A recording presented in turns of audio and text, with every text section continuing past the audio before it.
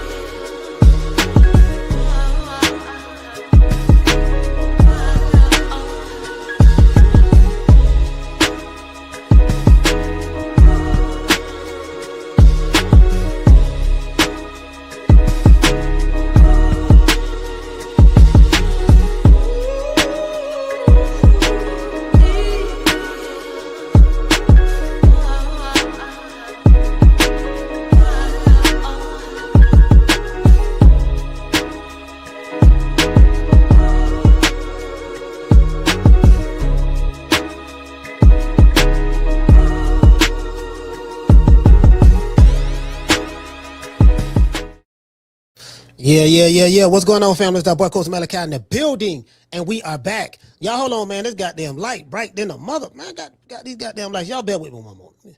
Let me see what's up. Probably can turn this one down. Let me just try that. See what that look. Hold on. All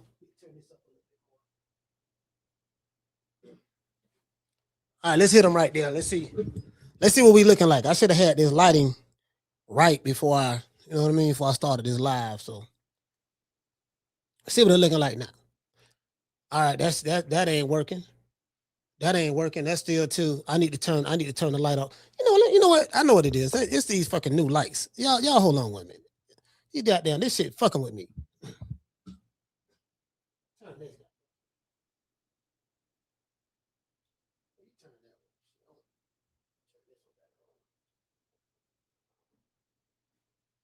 Yeah, that's about the best I can do right now. Fuck it. Anything else anything outside of that, I'm tripping.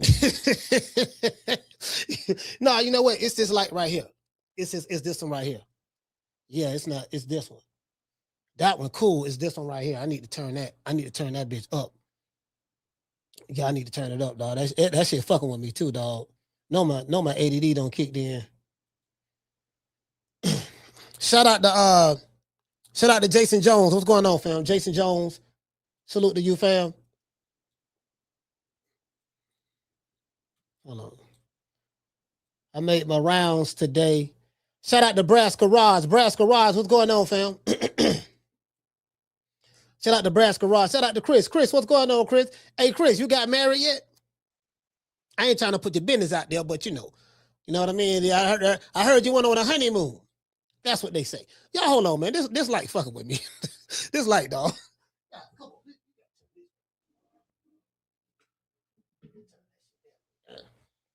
Fucking light fucking with me, dog.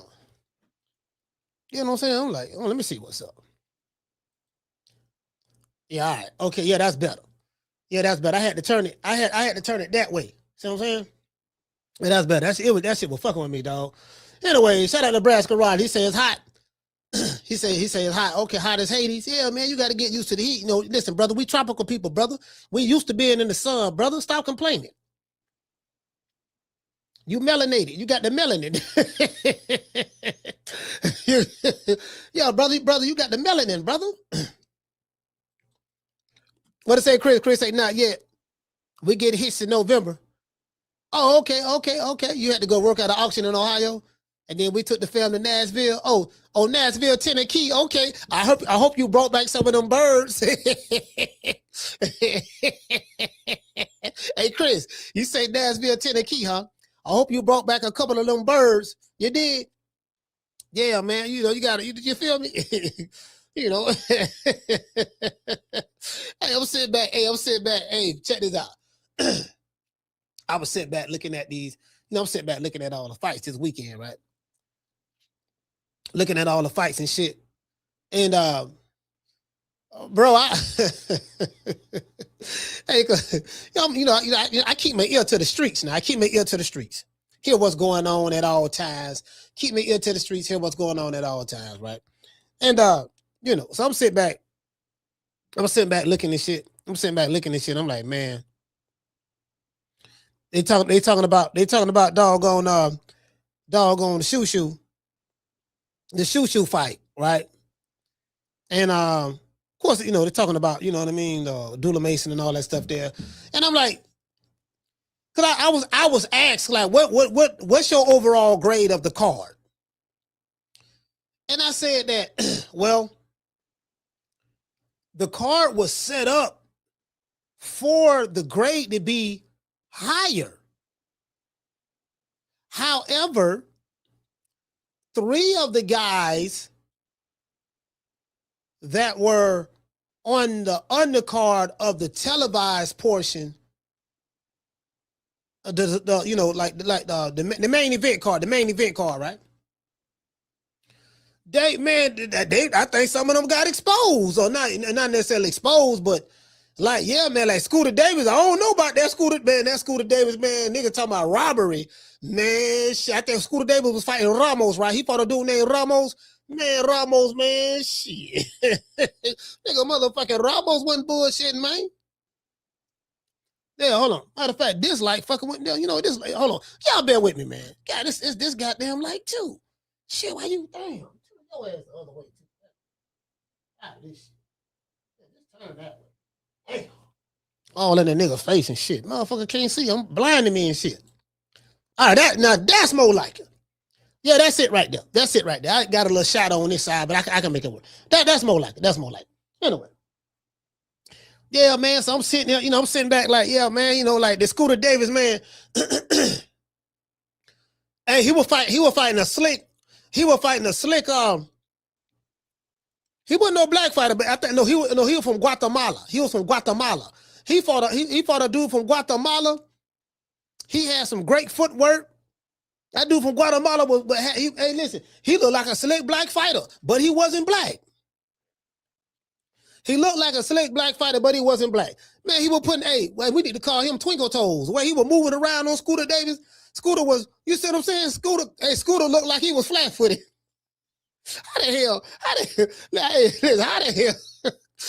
the dude from Guatemala, he got great footwork, and the black dude ain't got no good footwork. Come on, how that work?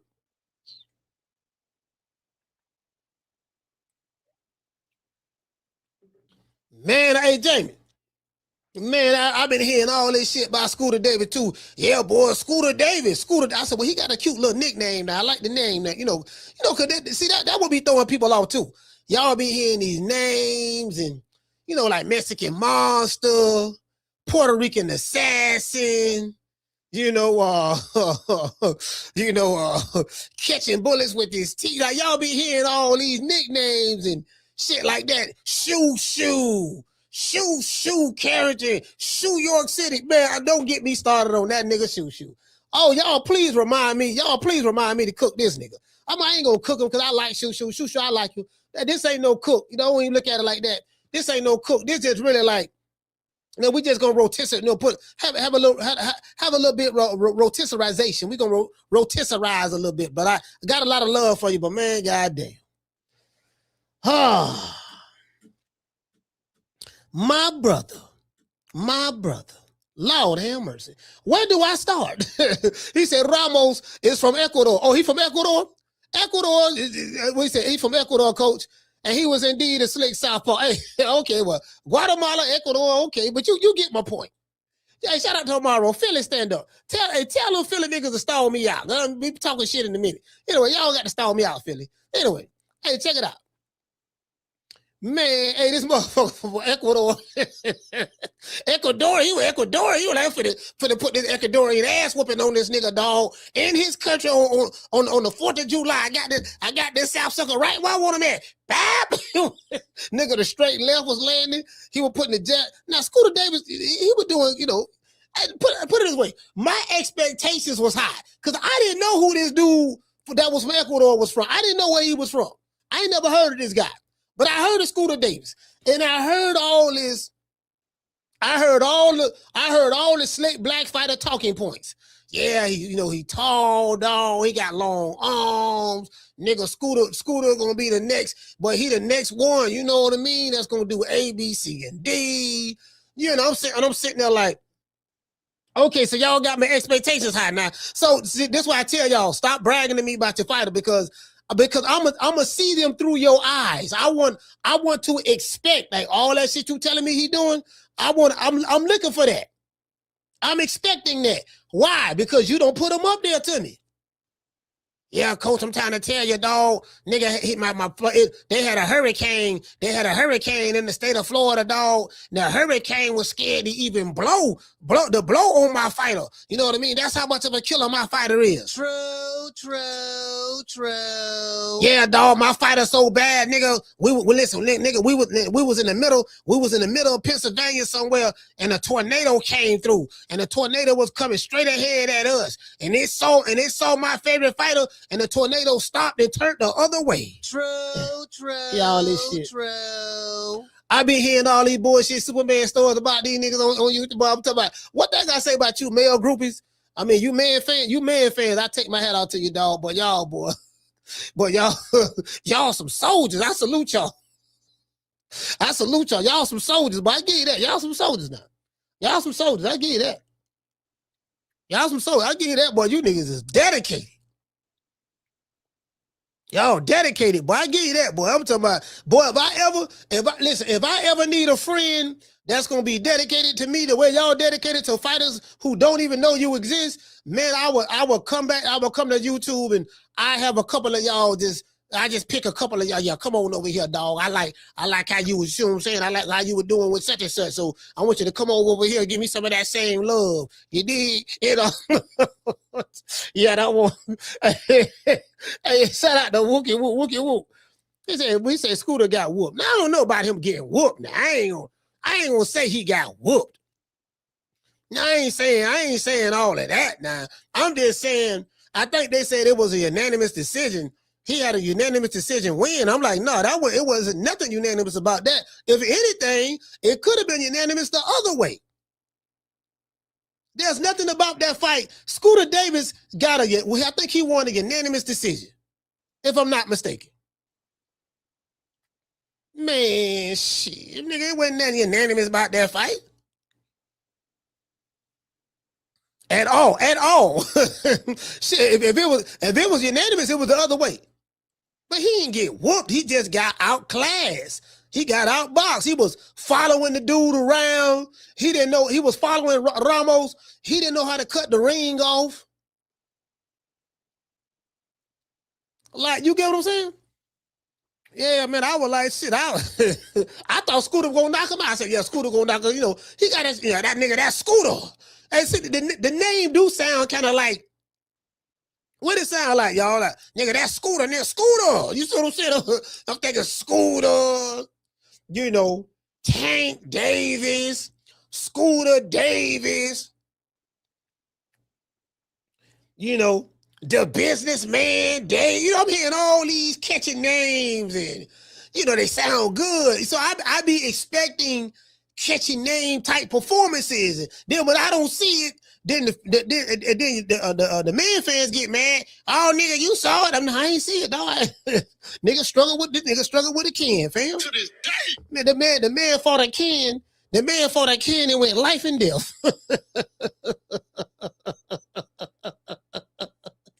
Hey, man, shout out to Nebraska Rod. Nigga fought a can and went life and death, fam. You telling me he Godzilla?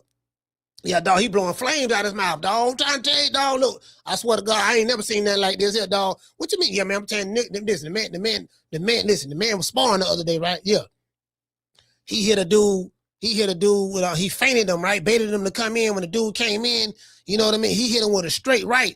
And I tell you, bro, he hit this man so fast that I didn't even see the punch. He just hit him. I saw the dude fly back, bounce off the ropes, hit the mat face first. And I'm like, what happened? I was like, how did he go back? And then they recorded it. I had to slow it down. It is all the way down As far as you can slow it down, watching it super, super, super duper slow-mo, and that's when I saw the punch. True. Yeah, man. Hey, listen. Hey, Jamie, check this out. But when they come over here with that bullshit, I be expecting to see that shit. And when I don't see it, they get mad at me for not seeing it. I'm like, I don't see it, fam, because it ain't there. I don't. They shout out to Kiki. Kiki, what's going on? Yeah, man, Kiki. Man, what's up, Kiki? You still been skating? I don't get no notifications. None. Like, you get what I'm saying? I mean, YouTube be tripping, bro. Yeah, when I don't see this shit, motherfucker mad at me, looking at me like I got 9 heads. Man, coach over there hating, dog, nigga hating, dog. Told nigga he ain't nothing but a hater. I'm like, fam, how I'm hating? Cause fam, I'm like, fam, the dude ain't what you said he was, fam. Like, I mean, I don't know what to tell you. Like, I saw the performance. I mean, you saw the same fight. And then, well, then when they go to niggas explaining, now, that's when you know you got him. Yeah, he go to niggas explaining. Yeah. Yeah, man, you get what I'm saying? Oh, what did say? Kiki? Oh, Kiki said she was at the fight. You was at the fight, Kiki? Kiki, talk to me. You was at the fight. Talk to me, Kiki. How was it? What was the atmosphere like? Listen, I was supposed to have been there. I was supposed to have been in New York with the Boots versus Ananias, and I was supposed to have been in this fight here, man, with Cleveland. Yeah, I was supposed to have been there. But you know what I mean? I'm handling business right now. Everybody can understand that. Yeah, man. But anyway, so doggone. Hey, what you say? Hey, Schoolo say the truth is hate, coach. Yeah, it is. They might well call me the biggest hater because I'm gonna drop that truth. I'm gonna drop that truth, and me dropping the truth, it got to be me being labeled as a hater because I dropped the truth. That's so goddamn big. I'm gonna wear my hate with pride. I'm gonna wear my hate with pride. Damn sure is. Yeah, you see what I'm saying? You told me he was Piccolo. Couldn't find out he Krillin. I don't want to hear nothing about Scooter Davis. I'm telling you right now. I don't want to hear nothing about no damn Scooter Davis, no goddamn more. Don't tell me nothing about him. He got a cute name. The name kind of sound gangster a little bit. That's Scooter. You know, Scooter? Yeah, Scooter. You know what I mean? Yeah, I don't want to, don't say his name with vigor no more, with conviction. No, don't do that. Don't do that. You ain't got but one time with me. That's it.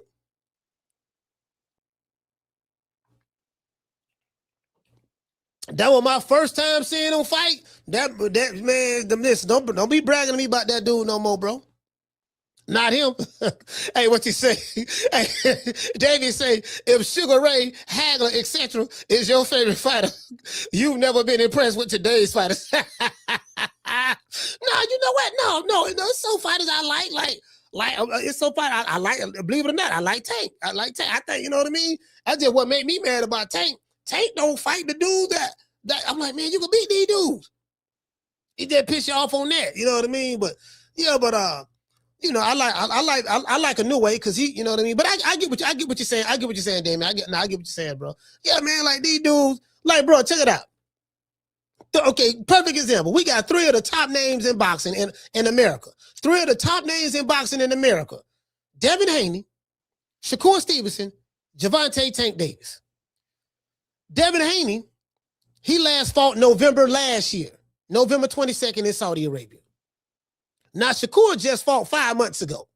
Back in the day, Shakur fighting 5 months ago, the fighter who fought 5 months ago will be fighting right now. He probably would have fought on that card with Abdullah Mason. That's how it was back in the day. And then at the end of the year, he gonna have another fight. So, you know what I mean? In 5 months, nigga don't have 2 fights in 5 months. You get what I'm saying? And then Gervonta Davis, Tank last fought March 2025. So outside of Shakur just fighting 5 months ago, right? Man, like Devin ain't been in the ring in 8 months, and Tank ain't been in the ring. What is March? In what? 16 months. So, I mean, you get what I'm saying? You feel me? And so now, like, okay, So now I'm looking at the jitterbugs. We're looking at the jitterbugs now. We looking at what the dude name? Scooter Davis. We looking at Abdullah Mason. We looking at the jitterbugs now. What's going on with the jitterbugs? What's happening? What we gonna see? So Shoo, man, I was telling y'all, yeah, man, Shoo gonna knock that dude out. Somebody told me Shoo was a 20-1 favorite against this dude. Somebody told me, I haven't looked it up, but somebody told me Shoo was a 20-1 favorite against this dude. I don't know how true that is, because I haven't researched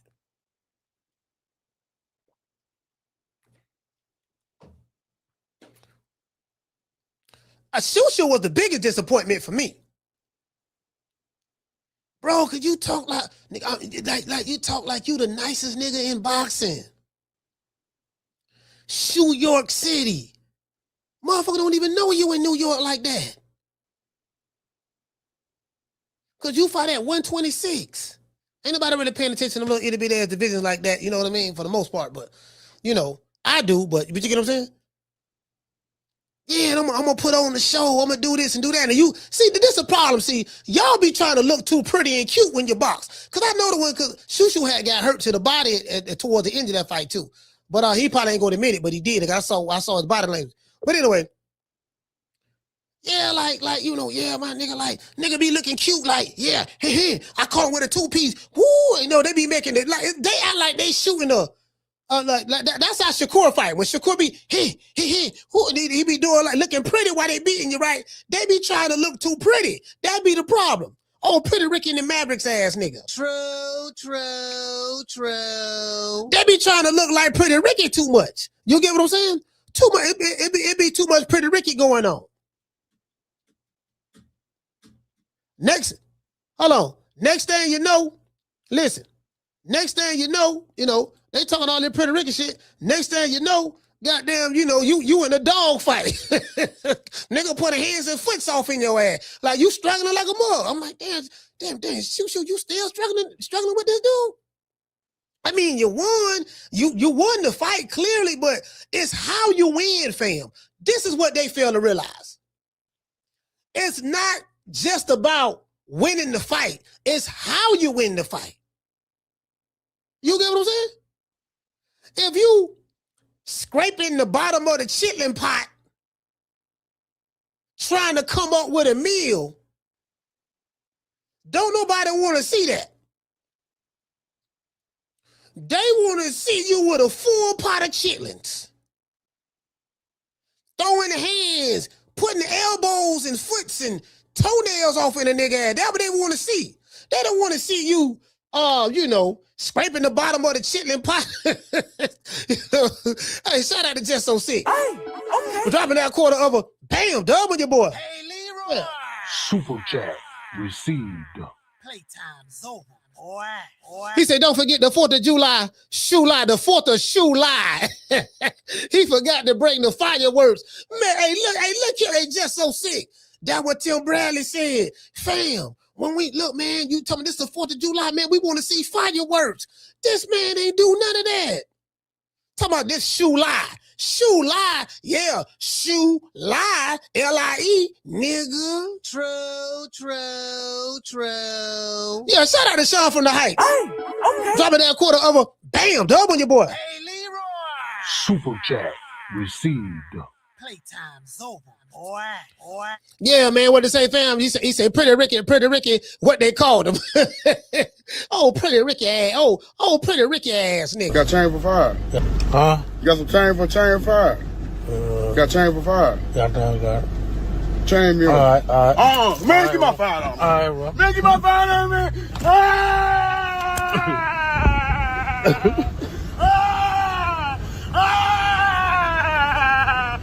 Get my fire! Get my fire! You bitch! Get my motherfucking fire out, man! Man, stop playing me, man! Get my fire out! I'm gonna tell you got it fired out!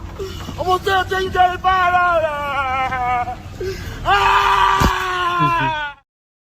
Yeah, man, nigga around this bitch. Hey, look here, don't listen. Stop talking to me about these. That's what I want y'all. Stop talking to me about these niggas, man. Cause y'all getting me all excited. I'm happy. I say this an all slick black fighter card. 4th of July, we got all these slick black fighters. We got Scooter Davis, slick black fighter #1. We got doggone Shoe, 4th of July, Shoe York. You see what I'm saying? The nicest nigga in the game. You know what I mean? You know, slick black fighter on the co-main event. And then we got doggone Abdullah Mason. You know, 2 slick black fighters. They're really a slick black fighter. 2 slick black fighters. You see what I'm saying? I'm getting all excited. Got the Holy Ghost. I'm watching doggone the Scooter Davis fight was it. Now the Scooter Davis fight was good. I ain't gonna lie, that was good, but it was good the other way. Motherfucker Ramos was looking like Twinkle Toad. What the dude name? I think Amaro say he from what he say from Amaro say he from Ecuador. Man, that Ecuadorian man, shit. The Ecuadorian got robbed. That's the robbery right there. He the one won. Scooter's supposed to have an L right now. Shit, the Ecuadorian got robbed. Ain't nobody protesting for him. Who gonna protest for him? Who protested for the Ecuadorian? You see what I'm saying? Yeah.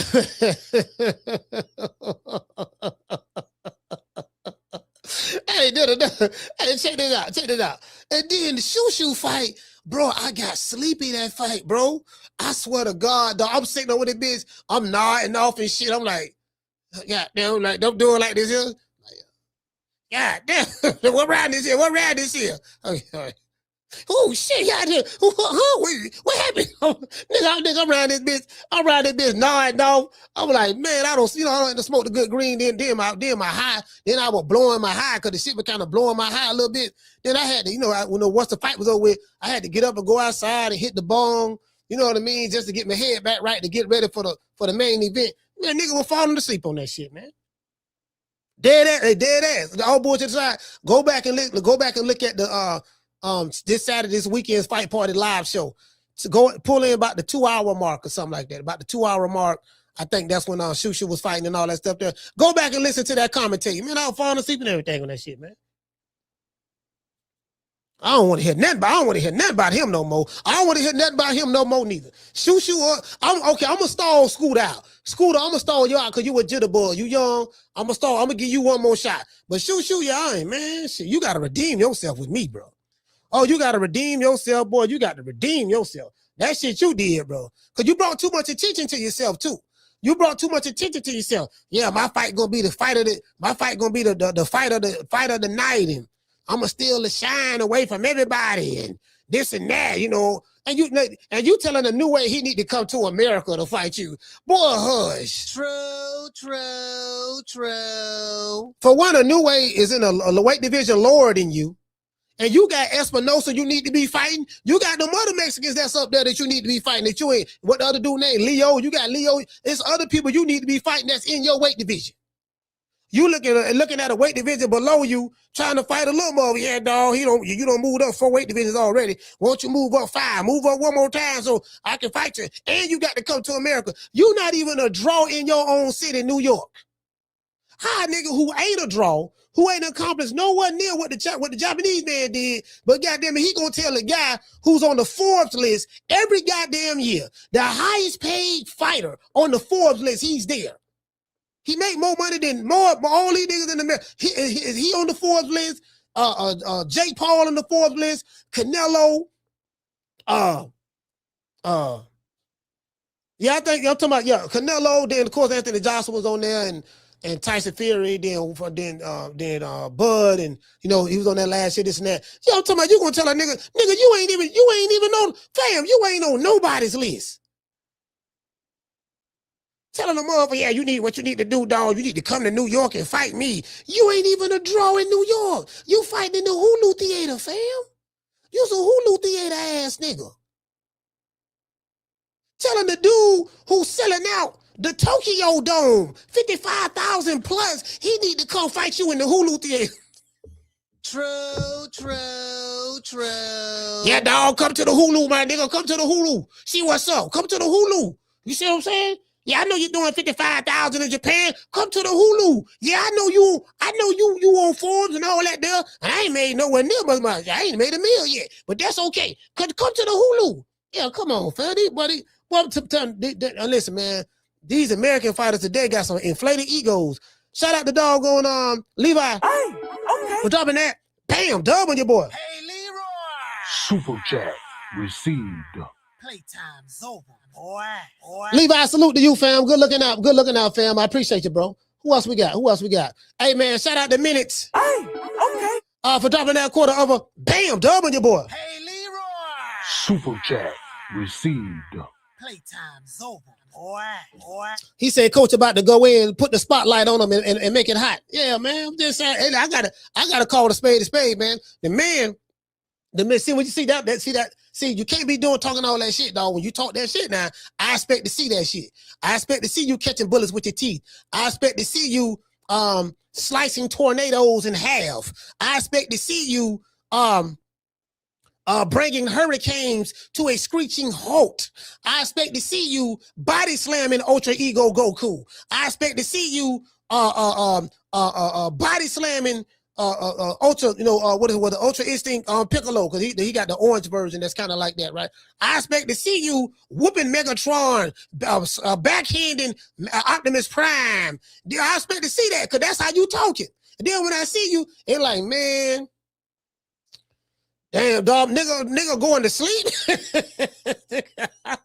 I was sleeping.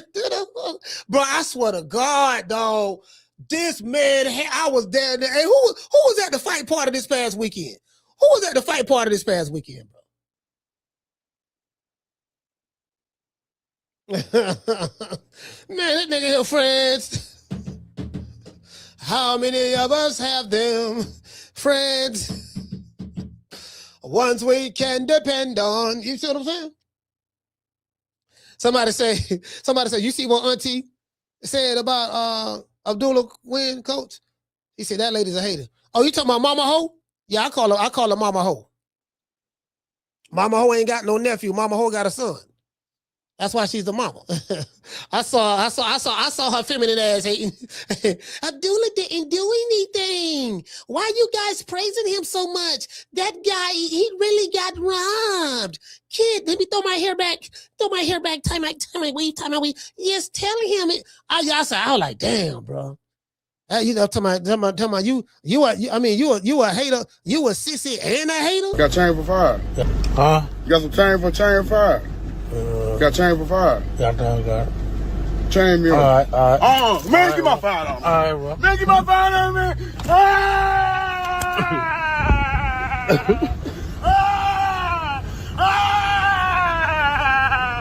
Get my fire! Get my fire!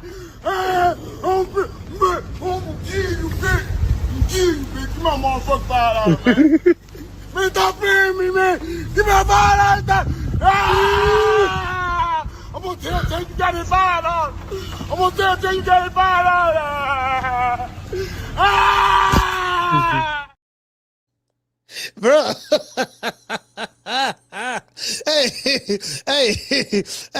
hey, bro. Bruh.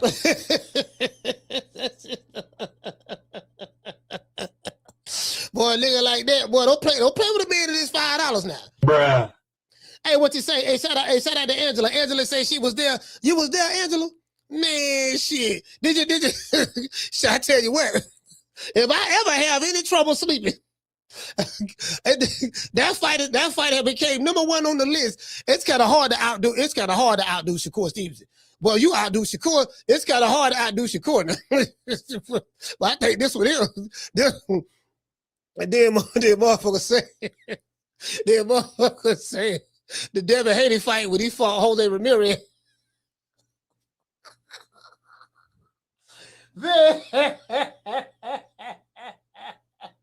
And then when Canelo fought William Skull, oh my God, when Canelo and William Skull fought each other, man, that shit right there, boy, I was like, God damn, man. Boy, I was like, boy, you get what I'm saying? I was like, man, this shit, I hear what you feel me? So my expectations be high, dog. That's all I'm saying. My expectations be high, fam. That's all, bro. And it be y'all fault because y'all be hyping these dudes up. If you stop hyping them up, I won't have high expectations. See what I'm saying? I will lower my expectations. Shout out to Pacifico. Hey, okay. What's up in that quarter of a bam, dub on your boy. Hey, Leroy. Received. Playtime's over, boy. He say, tell us in your Angelo Dundee voice how Mason dad sounded when he was upset. When he was upset at him like AD did with Ali and Leonard. Oh yeah, you talking about I couldn't hear what his dad said. I can't do it because I couldn't hear it. When I do fight parties, I turn the volume down.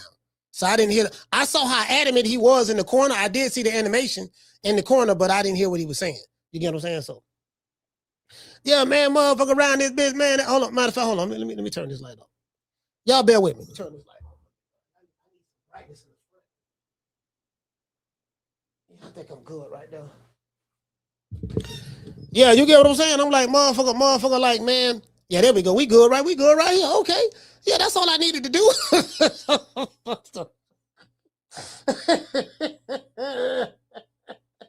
Man, I'm on this motherfucker, man. Goddamn, boy. The stickiest of the You want to smoke with the old boy Rick James? Sometimes the simplest things, like things that seem so complicated. Sometimes the answer is just so simple. You know what I mean? You have to explore all options. Yeah, man, you get what I'm saying? Hey, shout out to doggone Kiki. What's up, Kiki? Hey, Kiki, check it out. Motherfucking man, I'm saying back, and then we're looking at the Abdullah Mason fight, right? So I'm not gonna lie, the first half of the fight, I was like, man, god damn. I'm like, you could tell they two sparring partners. You could tell they sparred each other, a lot, and this and that, and yada, yada, yada. It looked like it was going along the way of the fights that happened prior to it, to be fair.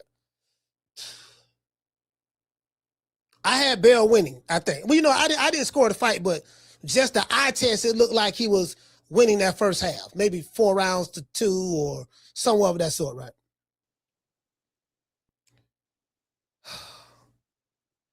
That second half, from the 7th round on up, something happened.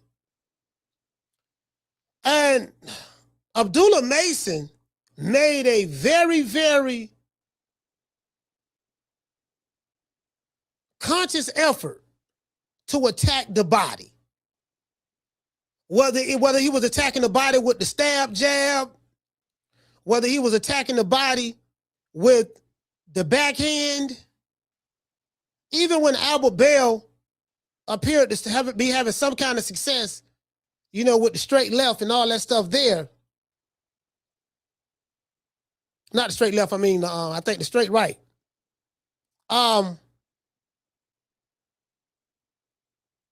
body shots kept hitting him. Then I noticed how he kept dropping his, like the way he was holding his arm, his lead arm position changed. He started leaning towards like the front and like he was guarding the rib area. And Abdullah noticed that. And I called it out. When I was watching the fight. I said, oh man, he dropping his arms now, because it was obvious. Then that second half of the fight, it was like, it just turned up. And then, of course, the 12th round, Abdullah dropped him, which was great, because they kind of like, you had a sense that Abdullah needed the rest of the rounds. He needed the entire second half. You had a sense of that. I'm not saying that's what how the judges had it scored, but I'm saying just watching the eyeball test, watching from the first round to the 6th round, and I know what I was looking at, it kind of appeared that way, man. He got to dominate the second half. And he did dominate the second half. And the second knockdown wasn't even a knockdown. It was kind of like Abdullah Mason pushed him down. Because he caught Albert Bell with a shot, and then Albert Bell kind of like ducked down and ducked into it, and then Abdullah put his weight on him and pushed him down. That wasn't even a knockdown. But Albert Bell looked extremely exhausted at that point, and his nose was bleeding. But it wasn't a knockdown. Then the referee waved it off. So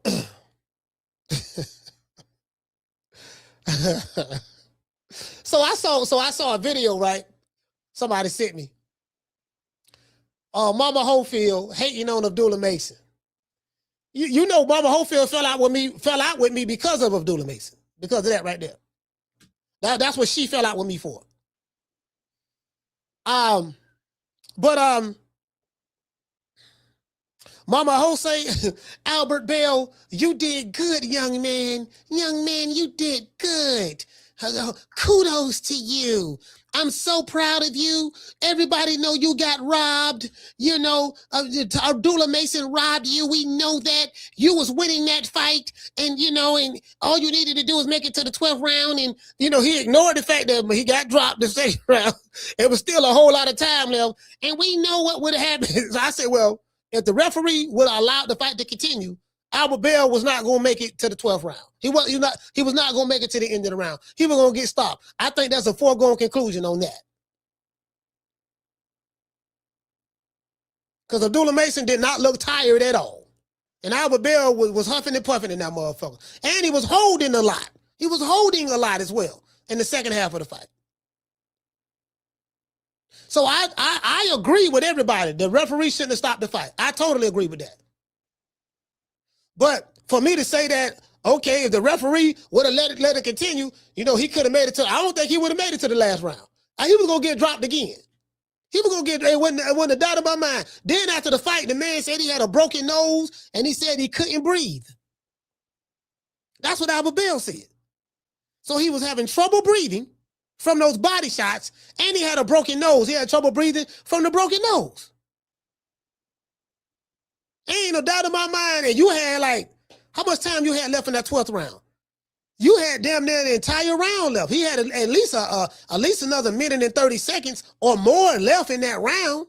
Yeah, he was not. Yeah, nah, yeah, he was gonna get his ass out. That was a wrap. He was gonna get his ass handed to him. Shout out to Green Eyes P.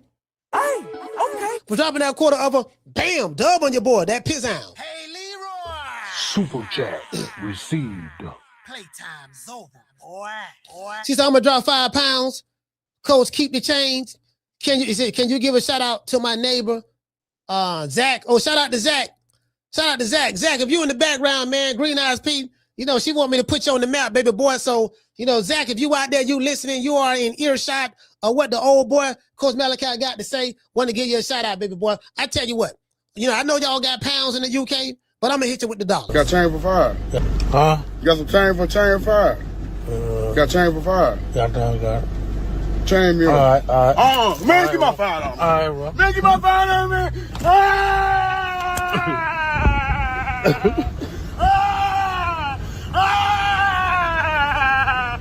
Get my $5. Get my $5.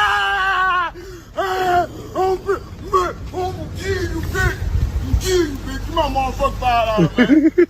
Man, stop playing me, man. Give me my $5. I'm gonna tell you got it $5. I'm gonna tell you got it $5. Shit, hey, just imagine how much he would have been crying if it was $20. Damn, dog, you doing all that for $5. What he would have did for $20?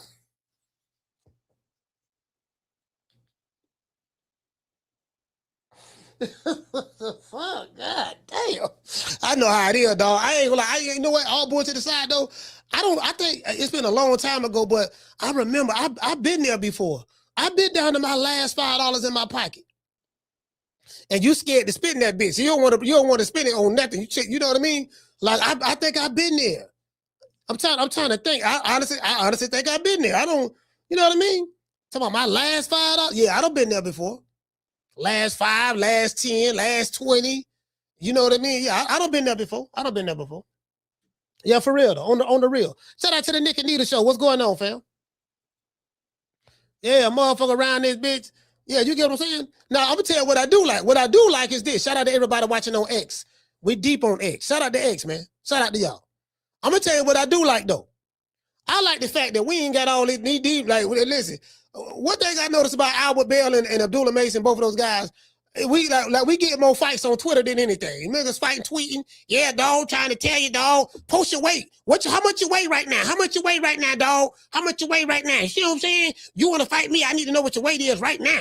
See what I'm saying? All right, Corn, you don't see me, G? You ain't posted it yet. You know, then G Money come out of nowhere. I don't know who G Money is. G Money come out of nowhere. Yeah, dog, nigga, what's up, nigga? I'm gonna fight both of y'all. You and your daddy. You see what I'm saying? Oh, daddy's boy. Daddy's boy ass nigga. I don't care about that stuff ass shit. Daddy's is overrated anyway. What's up? So I got to hear that.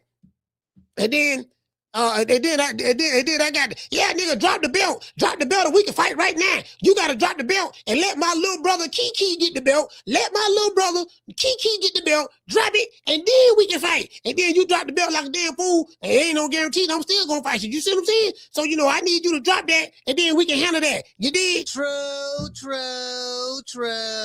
So we got all that going on with the superstars, and then we got Abdullah Mason and Albert Bell throwing hands to this set past that tonight. We got Shoo. Listen, let me tell all you Shoo Carrington fans. Fam, look, listen. I saw everything I needed to see. I don't seen this dude Shoo fight like 3 times, and I ain't seen that spectacular from him. He's a good fighter, but I'm telling you, but he's that it ain't he don't have that it factor. Like Boots, like Gerard Boots Ennis, he has that it factor. We talking about the current fighters right now. I ain't talking about retired fighters. We talking about currently. A New Way the Monster got that it factor. Bam Rodriguez, he don't make the money them other dudes make, but he got that it factor. Bam trying to put your ass to sleep. I'm talking about he's trying to put the opponent to sleep, not the audience to sleep. I don't want to watch a fighter that puts the audience to sleep. That is the total opposite of what a comeback sport is supposed to do. Y'all picking up what I'm putting down? The total opposite of what a comeback sport is supposed to do is putting the audience to sleep. The audience come to be entertained. The audience wants to see excitement. If the audience wanted to go to sleep, they just would have stayed home. Yeah, babe, check this out, babe. What we gonna do, babe? What we gonna do tonight, babe? Yeah, babe, we ain't gonna go to this fight and go to sleep. Just stay right here, babe. I'm gonna put on this Netflix movie right here. You see what I'm saying? We gonna put the Netflix movie right here, and we can watch this video with Meg Thee Stallion in it. They got Meg Thee Stallion, Suka Honey, and doggone Gorilla. To put that video on, and you see what I'm saying, babe? We might as well, you know what I mean? True. See, let me tell you something. Listen. Them white folks in the mainstream boxing media, they would never hire me. They won't hire me, dog, because this how the fuck I'm going to be talking. I probably ain't going to be doing no cursing and then, but this how I'm going to be talking. Because I care nothing about the access. I'm the access. So you get what I'm saying? So when you the shit, you don't care nothing about the access. I'm already the shit. I know, because I can smell it. To this day. You get what I'm saying? So I ain't worried about that. This how I'm going to be talking on the motherfucker. And this was missing. You ain't got the curse, but goddamn, fam. Shit, I could have stayed. You know what I mean? Shit. Shout out to GTB. Shout out to GT. What he say? He say Shoo seems fragile. He don't like getting hit. No, you know what? No, what it is this.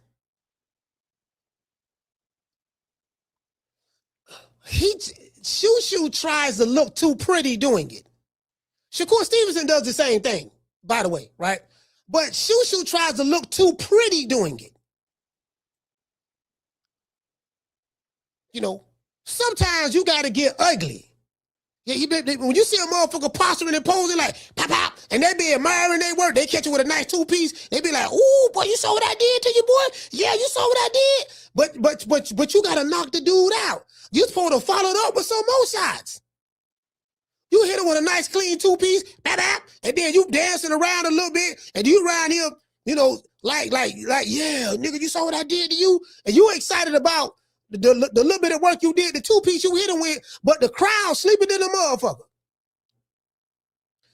Terrence Crawford falling asleep.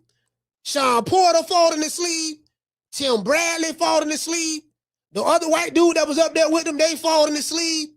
I was falling asleep. Everybody who showed up at the fight party, they was falling asleep. Like everybody going to sleep. So yeah, I ain't, yeah, I'm good on that. I'm good on that. And Scooter Davis, I ain't gonna never ask you for the interview. Don't worry about it. You ain't that, you know what I mean? It ain't like that, to be fair. But Scooter, listen, you've been getting a lot of hype, fam. You got a lot of work to do. You got a lot of work to do, young man. Just get in there and work hard. If you're trying to live up to the hype, I don't know if the hype, because you got Barry Hunter over there in your corner. I see you got Barry Hunter over there. Barry Hunter is a great trainer. But look here, man, you got to tighten up, baby boy. To this day. You got to tighten up. You can't, you know what I'm saying? If you is what they say you are, if you are what they say you are, I need to see that. I need to see you are what they say they are type of performances. Don't tell me you 1988 Bobby Brown, but you really Boy George. Don't tell me you L.A. Reid and Babyface, Jimmy Jam and Terry Lewis, Teddy Riley, when you motherfucking Mr. Snuffleupagus. Yeah, my nigga. Where you from? I'm from New York City. New York City? Yeah, what is that? You ever heard of New York City? Yeah, they renamed it to New York City. Oh, okay. Oh, you hear this nigga, babe? Yeah, baby, I hear him. Okay, nigga. Yeah, I got a fight in Cleveland. You do? I live in Cleveland. Yeah. Abdullah Mason versus Albert Bell. Yeah. But we got tickets to that fight. You on that card? Yeah, I'm on that card. I'm gonna be the co-main event. I'm gonna steal the show. You gonna steal the show? Yeah, my shit gonna be way better than the main event. Oh, okay. So I'm expecting to see that. I had one dude tell me, he said, yo, man, coach, man, he was, Shushu ain't want to knock him out. He was just trying to, he was kind of like playing with his food or some shit. I say, man, that man wasn't playing with no food. The object of the game is to get out of there as soon as possible. He did the best he could. He was trying. Because I saw the effort, but he was too pillow-fisted. He was either too pillow-fisted or Buddy wasn't having it. Then, I think the 11th round, he got hurt with a body shot. Then he got hurt with a body shot again in the 12th round. Shushu clearly won the fight, but it ain't winning. It's how you win. The how is very important in a comeback sport. If you're going to win in a fight that's a decision, it better be an exciting type fight. How you win matters. What did say, Schoolo? She say, fast, coach. He said, you don't get paid for overtime in boxing. What nigga you know, hey, Schoolo, who you know ain't trying to knock nobody out? Yeah, no, I just want to school him for 12 rounds. No, you didn't. You went 12 rounds because you didn't know how to knock him out. True. Yeah, motherfucker, hey, listen, anytime you hear a fighter or a coach or a trainer tell you some bullshit, you don't fall for that bullshit. Yeah, dog, I was just trying to, you see what I'm saying? I just wanted to punish him for 12 rounds. No, you didn't. You couldn't knock him out. That's all that was. Because if you could have ended it in 6, you would have ended it in 6. Why go 6 extra rounds? You tired? You gasping for air now? You get what I'm saying? Ain't nobody trying to hear that shit. What did it say? He said Scooter got school. Shout out to everybody in the chat, man. We got over 600 people watching the show, man. God, we got a lot on Twitter. Shout out to everybody watching on Twitter. Yeah, you get what I'm saying? So I'm like, fam, ain't nobody trying to hear all that. Yeah, just tell him, look, man, look, Scooter Davis, yeah, man, scoot your ass back to, I don't know where you from, scoot your ass back to where you came from and work on that shit. Like, you need some work back. You got a gift decision. Shout out to Top Rank for that. Shushu, Man, listen, man. Bro, I don't know what to say. You talk entirely too much shit about how nice your skills is to not show me how nice your skills is. Don't tell me nothing about, yeah, you don't know what boxing is. It's called the sweet science. It's called the sweet science, not the sweet science of putting a nigga to sleep. And a comeback sport, you better have some comeback. Don't stop bragging about what you're going. I ain't trying to hear none of that shit. Fight it's two Mexicans. It's about 2-3 Mexicans in your weight division that you need to fight. It's a tall one up there named Espinosa. Fight that motherfucker, get the belt. I want you telling me you nice. Fight him. Make a unification with him. There's another one up there too. Got the other belt. And I think it's another one. Yeah, y'all, you see what I'm saying? Like, show her like that right there gonna show me how nice you is. Yeah, man. Shit. Anyway. Hey, what it say? Coach Taylor say everybody going to sleep except your opponent. There you go. Hey, check this out. Check this out. Hey, hold on. Let's go to Mama Ho.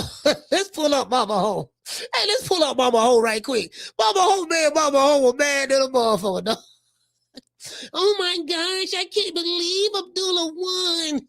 He didn't do anything. This guy's got, bro. I'm like, fam, this is the most. Bro, like, what? I mean, why you're like, fam, this motherfucker, like, this don't make no sense, dog. Like, this shit don't make no sense. You talking about what? Well, you know, kid, what you think kid will do to him? Nothing. True. You's a hater. You just don't like. Okay, whatever. Okay, so when you talk shit, all right. So when you talk shit about other fighters who you don't like, it's not called hating. But then when I talk shit about the nigga who you like, then it's called hating. Okay, I get it. True. Y'all see how that work? Y'all see how that work? When a nigga talk shit about a fighter, that he talk shit about, when he talk shit about a fighter who he don't like, you know, he being honest and being real and truthful. When you talk about them, oh man, you hate.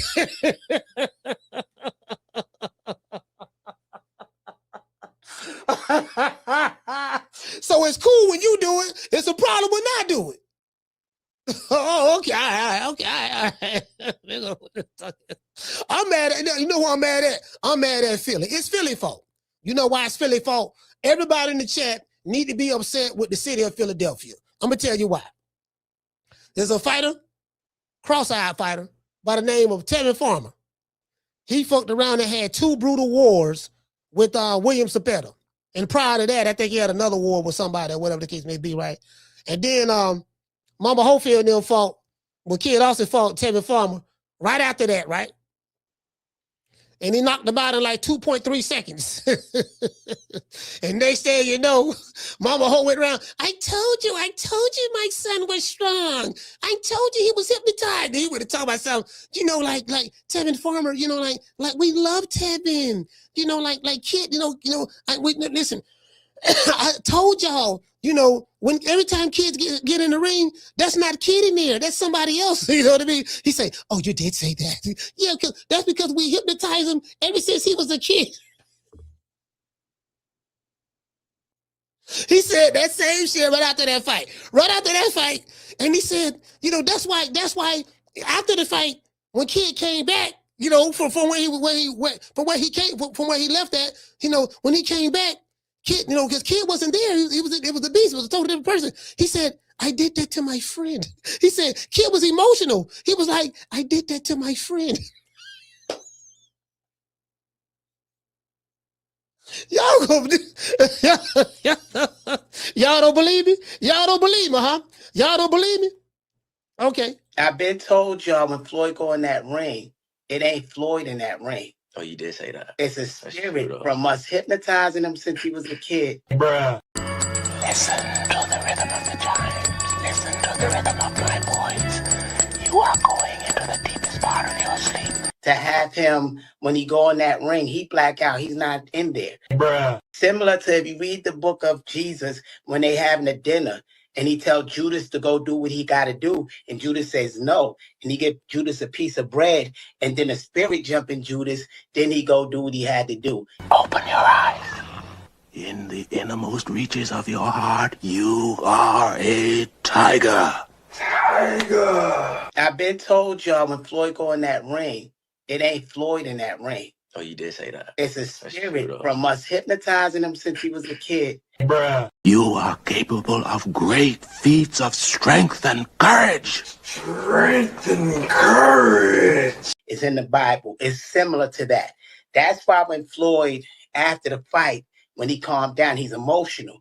He like, I did that to my friend because now the real Floyd is there. But in that ring, you know, he's this beast. So, hey, bro, come on now, dog. Come on, man. You can beat any fighter in the world. You will win the championship. back to the punch, I think Floyd would have damn near killed that man. Yeah, it wasn't Floyd in there. Bruh. Out of sight.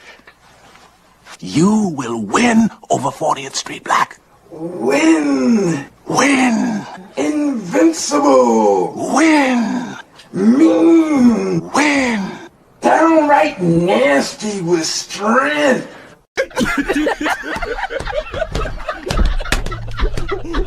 Yo, shout out to season, man. I've been told y'all when Floyd go in that ring, it ain't Floyd in that ring. Oh, you did say that. It's a spirit from us hypnotizing him since he was a kid. How you gonna believe this nigga? Hey, Jess, how you, like, come on, fam. You know, like, say, at some point you gotta use your common sense. Nigga telling you all this shit right here, fam. Yeah, we hypnotize him, dog. We hypnotize him. That ain't him, you know what I mean? That ain't him. That's somebody else. Okay, well, who is it then? If it ain't him, who is it? Shout out to Just So Sick. Dropping that $2 super chat. He say, don't he play mama say knock you out when he hypnotize him? Man, bruh. Man, this shit right here, nigga. They talking about strength and courage. Win. Floyd, come on, son. Win. We gotta win, son. Come on, we can do it, son. Win. Abdullah doesn't want to fight Mike, son. But motherfucker talking about they want $10 million. They want $10 million to fight Abdullah Mason. This is gonna be a mega fight,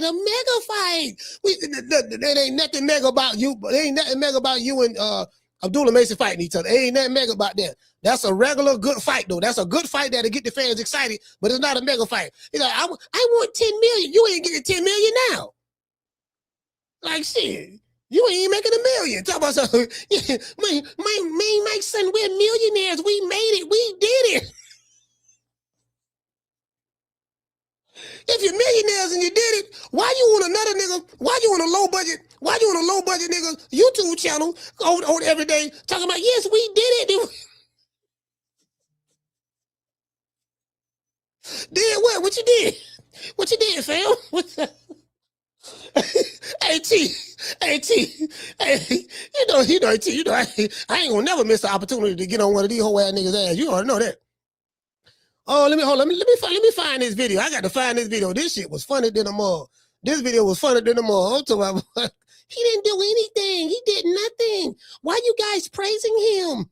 What you think my son would do to What you think my son would do to him? Man, I can hear all that. I say, damn, this nigga hating hard, boy. Like, God damn, he ain't even trying to, you get what I'm saying? Like, this motherfucker right here, boy, shit. Hey, this mother ain't even trying to hide that. You know, I'm gonna tell you another thing. Mama Ho, you might as well stop tweeting it from your son social media account. We know it's you. Everybody know it's you. You know what I mean? Like, goddamn. Nigga can't. Yeah, I know all of those guys ever since they was kids. They're not like that. What you think? I'm like, okay, so your son will whoop everybody, but can't nobody whoop your son. Okay, got it. Hey, okay, guy. I get, all right. I get. He hypnotized. Hypnotize the nigga. You fucking his edge up. He can't get no pussy unless you around. God damn. Here you go. Here. Shit, this nigga here, boy. God damn. Wait a minute, son. Wait a minute, son. Let me put the condom on for you, son. Wait a minute, let me show you how to do. This is talking about, damn, you don't, boy, this shit don't make no sense, boy. You don't get no more bitchified than this nigga. One thing about me, I believe in kicking a man. I do believe in kicking a woman, in this case, a woman. I do somewhere. I don't believe in violence. Hold on, ladies. I want y'all to know something. I am not an advocate. I am not an advocate of hitting women. You guys know, and I stayed, me and my mother stayed in the shelter for battered women and children, for like almost a year when I grew up. You know what I mean? So we went through that. I am not an advocate of hitting women. You know what I mean? You know what I mean? But sometimes there's an exception. There are exceptions to the rules. Let's hear what this whore has to say. Yo, congratulations, Albert Bell. Congratulations. I want to shout you out because no crap on you, knowing that you don't got all that power, with only 9 knockouts, knowing that you was out of the ring almost like a year, the fact that you turned around and won that title, because you was winning that, no matter how they was bull crapping on the scorecards, no matter how rigged boxing is, you deserve your kudos because you performed good, Albert Bell. So keep your head up. We know they robbed you.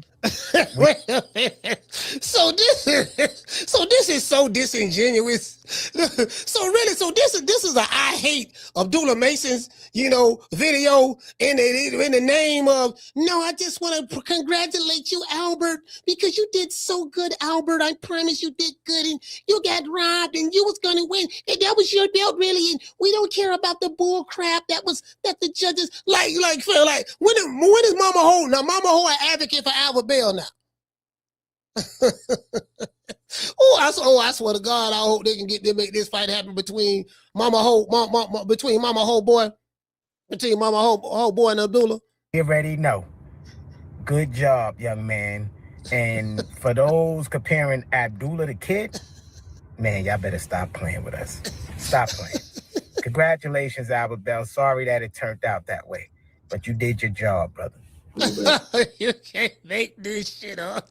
You can't make this shit up.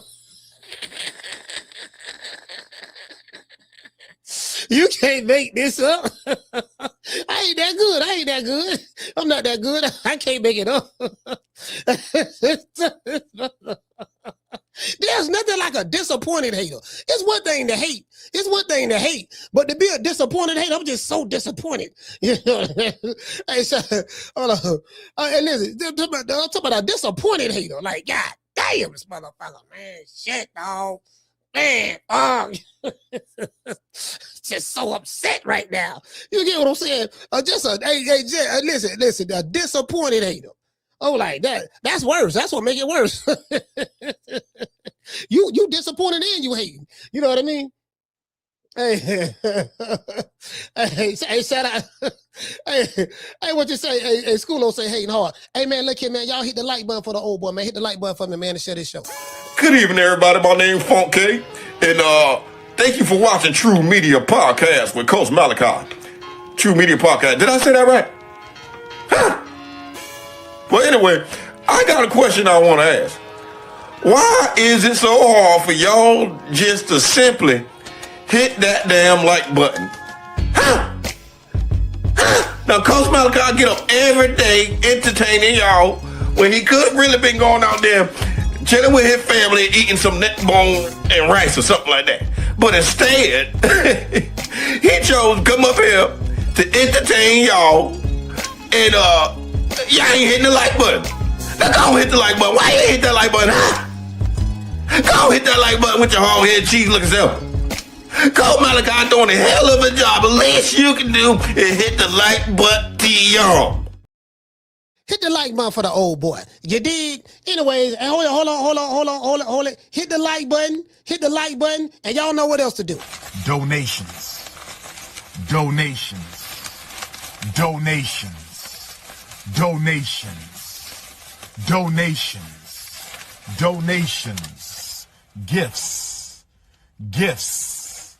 Gifts. More gifts. Gifts. Man, how you look mother hated hard, dog. Yeah, dog. And for all of those comparing Mason to Kid, what nobody comparing Mason to Kid? You just, bro, had to throw Kid name in there. Come on, stop. I said, this has to be the most feminine clapback. I ain't never seen a nigga hate this feminine before. Like, look at the femininity. Look at the femininity. Was the femininity or femininity? Look at the femininity within the hate. Like, I'm talking about the feminine. The feminine is just like Mama Ho just, this is the sassiest, zestiest hater that I've been, like, the one of the ugliest women I ever seen in my life. Yo, congratulations, Albert Bell. Congratulations. I want to shout you out because no crap on you, knowing that you don't got all that power. With only 9 knockouts. Hey, listen, this is a backhanded compliment. I want to congratulate you, Albert. You did good. You know, even though you didn't have all of that power, you're pillow fisted, and even though you only had 9 knockouts, you know, I just want to congratulate. This is a backhanded compliment. This whole backhanded ass shit. Knowing that you was out of the ring almost like a year, the fact that you turned around and won that title, because you was winning that, no matter how they was bull crapping on the scorecards, no matter how rigged boxing is. So boxing rigged, okay. All right, okay, boxing rigged. Okay, cool. I can run with that boxing rigged. Was boxing rigged when doggone Renee Tenise put hands and foot on your boy, dropped him, had him sitting down in the corner by himself with no stool. Goddamn it, was boxing rigged when Renee Tenise, the little flat-footed Mexican who dropped your boy, will put hands and foot on him in the second half of the fight. Was it rigged then? Because they gave y'all a unanimous decision. I don't know how they did that. You know, hit with the golden boy special. Oh, it wasn't rigged. It wasn't rigged then. Oh, okay. All right. Okay. All right, let's continue. Deserve your kudos because you performed good, Albert Bell. So keep your head up. We know they robbed you. We already know. Good job, young man. And for those comparing Abdullah the Kid, man, y'all better stop playing with us. But that was so sassy. That was so sassy. Man, you better stop playing with us. That was so sassy. God damn. That was the sassiest, the zestiest. That was 2 snaps in a circle. That was man, you don't get out of here with that bullshit, Sam. Hey, nigga better, hey, man, look here, man. Hey, man, all I'm saying, man, nigga better put some respect on my name. Nigga, when my name come up, respect it. Let's go. Stop playing with my fucking name. All 3 of y'all, stop playing with my name. I ain't gonna say it no more. Put some respect on my name. Nigga gonna respect it one way or the other. Respect it. That nigga just sit there, just made a whole sassy ass video with all the zest. All the zestiness just, yeah. And another thing, motherfucker up there, 2 snaps in a circle ass nigga. Hey, shout out to the Cardenas. Oh, 2 snaps in a circle ass nigga.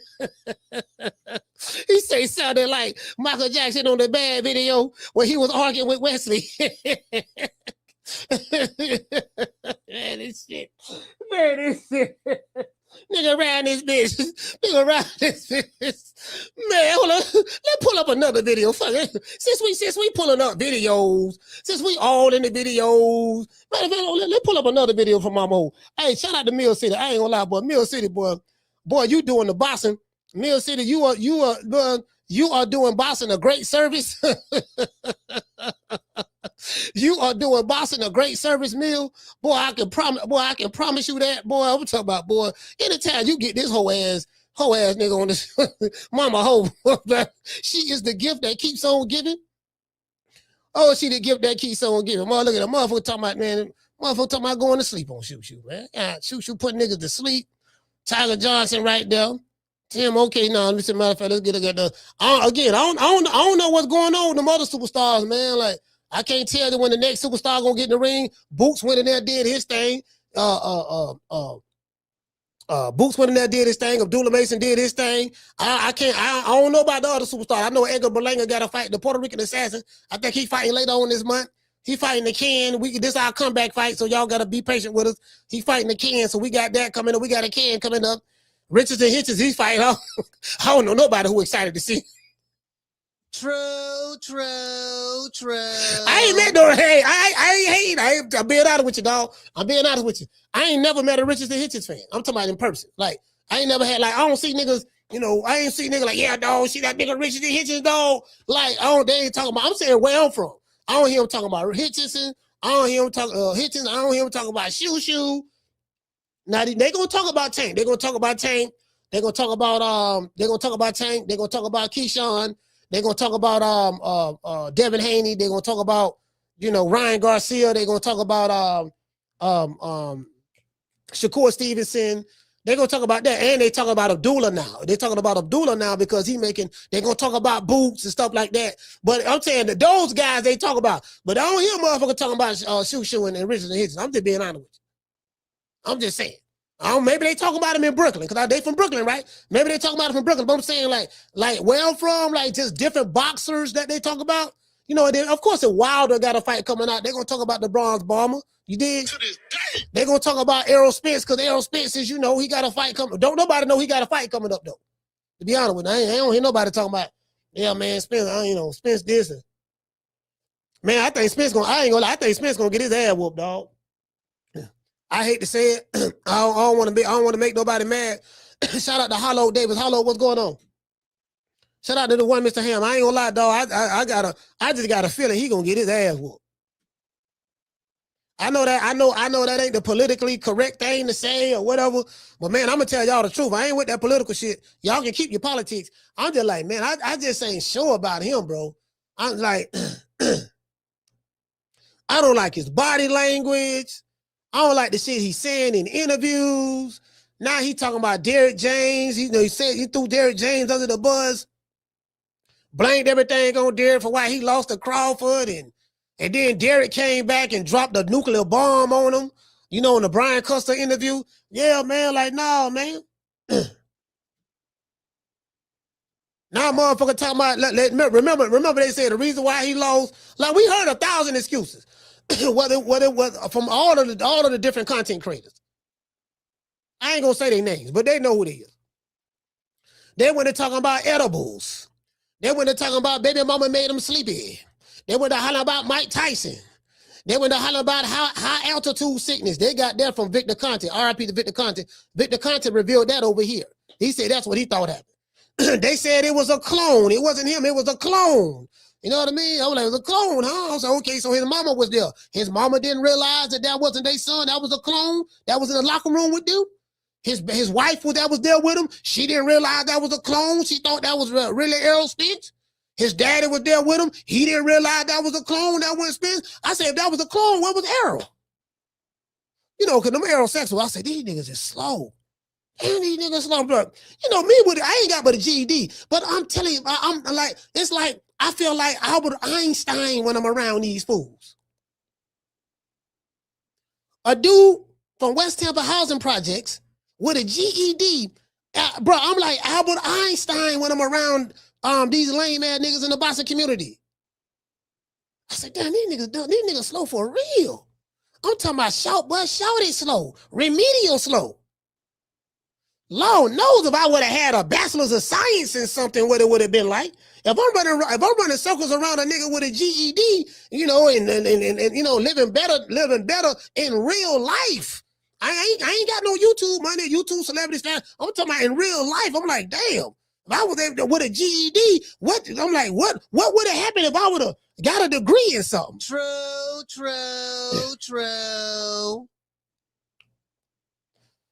Anyway, so yeah, so I'm like, I said, these dudes is so, matter of fact, hold on.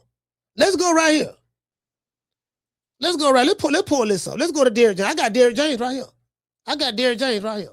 Let's go right here. Cause I remember y'all they were crazy about Derrick James. Derrick James was trainer of the year one time and all that deal. They was in love with Derrick James yesterday. But obviously, Yeah. you guys had a legal situation about getting paid, Right. at what you were supposed to be doing there.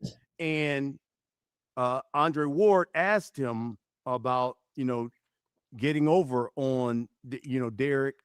And he said, and I'm quoting Errol Spence, he Right. said, "Cool, I came to your house. I brought you your check. So if I was trying to get over on you, why would I come to your house and bring you your money?" Is what he said. Well, this is what I'll say about that. Is that I'll just show you this. This is from the court filings. If you read what it says. All right, let's read right there. It say, what number is that? He said, that is my bank account number. So, okay, so Derrick James said that's bank account number. He said, cool. What's the number? 2,150,000? Since I already something. He said, cool. What's the number? 21. So he said that again. All right, let's go. And Derrick said yes. And he said, he said it'll be next week. Don't have it liquid. Okay. That's from the legal court filings. And then this is what I'll say that from. That's what the text message says. I just read to y'all.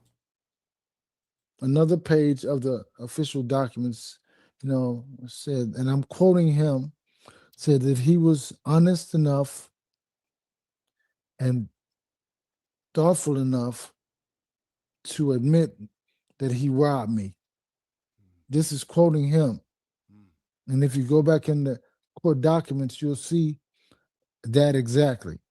He said that he was wronging me and he had to own up to his shit because that's what he did to me. So if you see that, I won't say he admitted how much money he made to me on another date. But what I'll say is that, just everything right here is in the court filing. So I'm not saying anything that nobody can find out. And I don't even know why he wasn't challenged when he said that, or that they didn't go look it up. Yeah.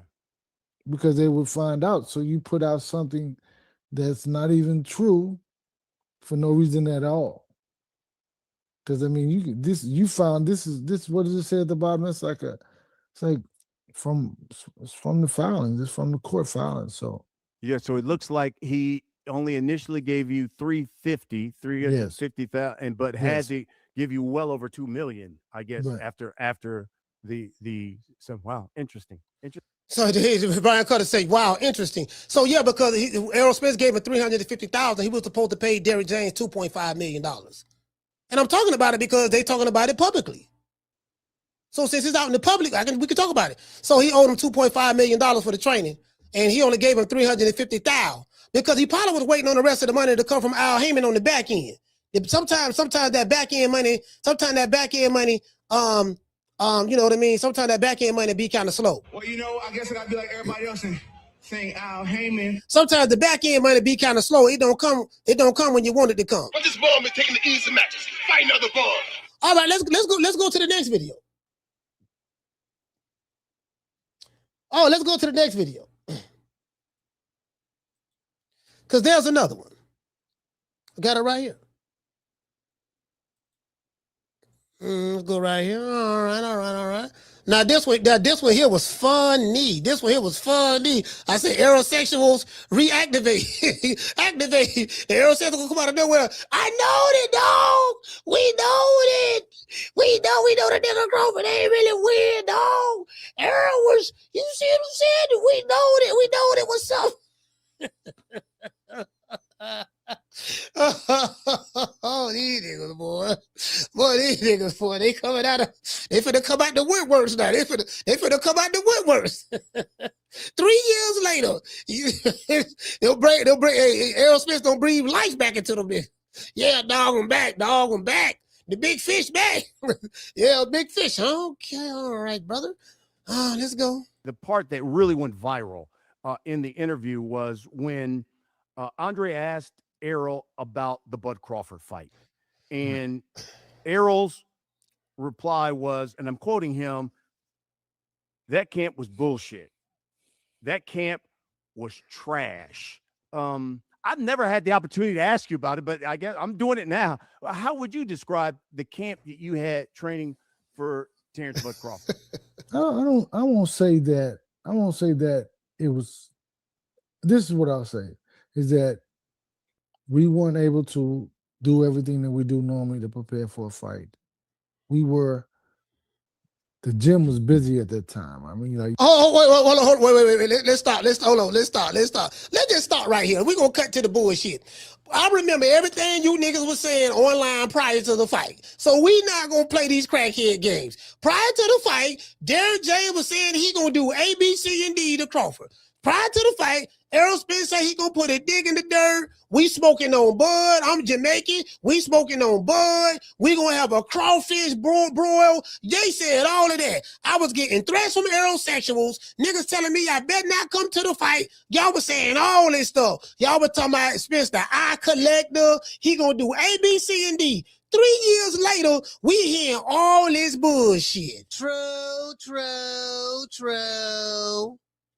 We ain't get a chance to go to another gym. My baby mama was pregnant. My cousin was bow-legged. My auntie was knock-kneed. My daddy got sick from smoking some bad weed. My mama had arthritis in her left elbow. You know, my cousin, she broke her pinky toe. Like, we hearing all this shit. True. Lord have mercy, boy. Yeah, this kid's running around, the Buddy Jordan kid running around the gym. So it was a different space, but I know that the whole protocol changed right after that. I know no kids in the gym, no this or that, you know. So it's like, if his perception of that, I had 2 other training camps going on at the same time. All right, he said they had 2 other training camps going on at the same time. What the one that he said. What he say? He couldn't spar. What he said? He couldn't spar because of he had a hurt rib and all that shit. Man, nigga don't want to hear that shit. Because guess what? Had the roles been reversed, and Terrence Crawford would have got his ass whipped that night, and Crawford fans would have been like, well, that wasn't Crawford. It was a clone. His baby mama gave him something in the back to make him sleepy. He ate one of Mike Tyson edibles. He ate one of Mike Tyson's edibles. Something went right. He didn't look the same that night. Everybody know that really wasn't Bud in the ring. Boy, fam, y'all would have been flaming them. Nah, we ain't doing that. Nah, we ain't playing them crackhead games. To this day. I know you very well. I've been doing this shit 5.5 years. I know you very well. I know you, and you have been consistent since I've been on this motherfucker. If you did not have a double standard, you wouldn't have a standard at all. Yeah.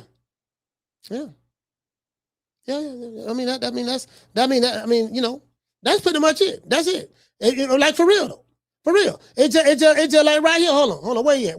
It's just like right here. I know you once said, hey, look, if we fight, it's going to be either 70-30, 80-20. Was that? Man, I was. When I said posturing that, or what was that? When did I say that? You know, that was. Yeah, I said it on my girl Instagram. Yeah. What's called? But I was playing. Hey, man, nobody taking no 80-20, 70-30. Yeah, I was playing. I was like, because I was like, it's gonna be 60-40, and I was like. Yeah, he keep playing crazy. It's gonna be 70-30 or 80-20. Yeah. But yeah, I was playing. Like I was serious about that, man. Like people can't take jokes.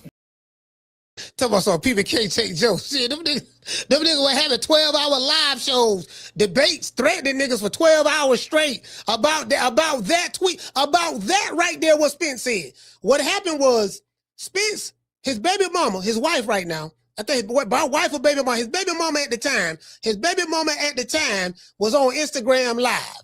And she was doing something, and then Spence was there. He said something about, you better hear up and sign that contract. If he don't, it's gonna fuck around and be, if he play crazy, it's gonna mess around and be 70-30 or 80-20. You know what I mean? Or take whatever we give you. That's what he said, right? Shit was funny there. Bro, I swear to God, there was like 15, 20 dedicated Errol Spence YouTube channels.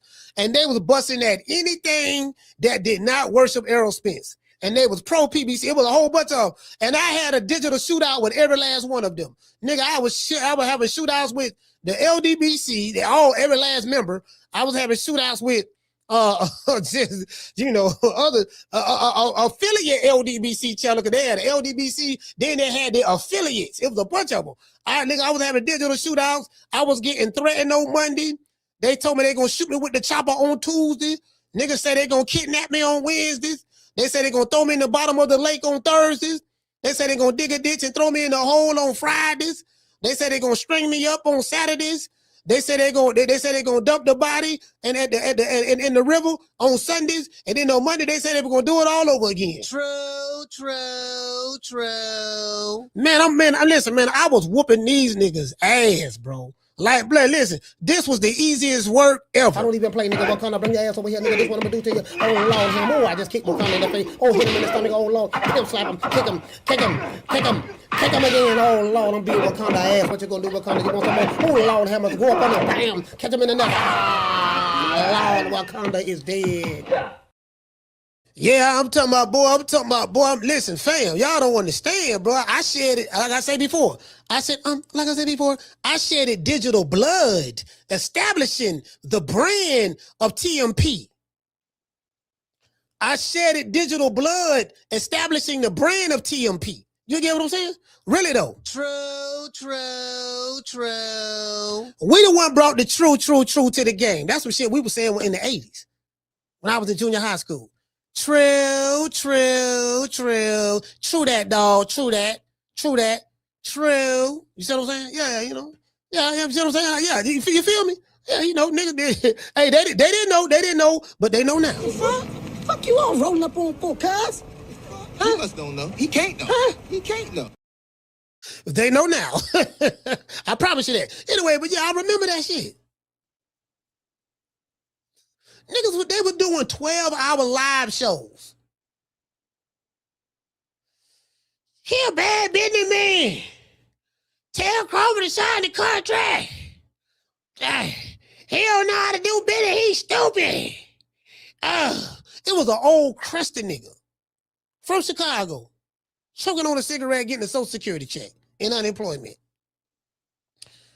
telling an 8-figure guy that, and this guy has grossed $100 million in his boxing career. So I would say that he has mastered his craft, his career, and he found a way to monetize and maximize his talents for maximum gain and profits. You got an old nigga waiting on Social Security, disability, unemployment, and Newport cigarettes, who is somehow a financial advisor. You know, on YouTube, you could be all you could be on this motherfucker. You got YouTube lawyers. That's Fagnon. I'm a lawyer. I know you. I'm a lawyer too. Fuck it. We all lawyers.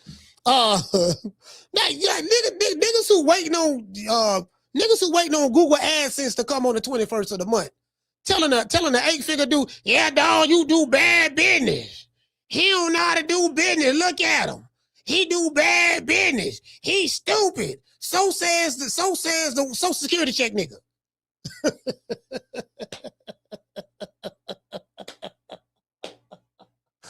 And now couldn't find out he was the smartest one in the room.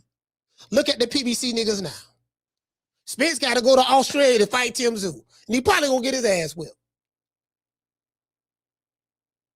Can't nobody find Al Heyman. Don't nobody know where Al at. Ain't nobody seen them since 1972. Tank ain't been in the ring since I don't know when. Don't nobody know what's going on with that. Floyd Mayweather suing Al through Showtime and Steven Espinosa indirectly. Booger Ray Leonard, he gone. We don't know where he at. The Charlos, they ain't fought since 79. Robert Easter don't box no more. He got shot up in his hometown. But I'm glad he okay. I saw him in the video. I'm glad he okay. AB streaming now. He's streaming.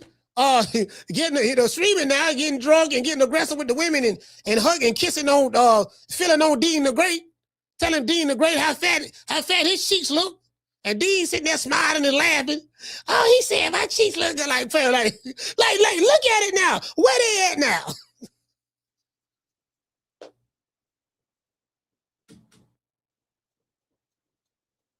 Where they at now, fam? Fam, let's talk about this. Let's talk about this. Where they at now?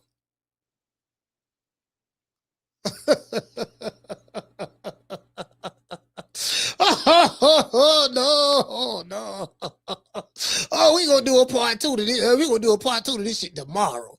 Tomorrow, be on the lookout. Tomorrow's show gonna be a motherfucker. We do a part 2 to this shit tomorrow. I'm gonna drop these phone lines. Where they at now?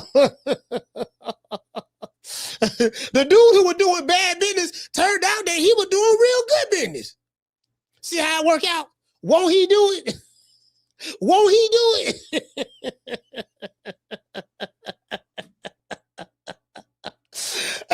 Man, phone lines open. You wanna talk some shit? Call me.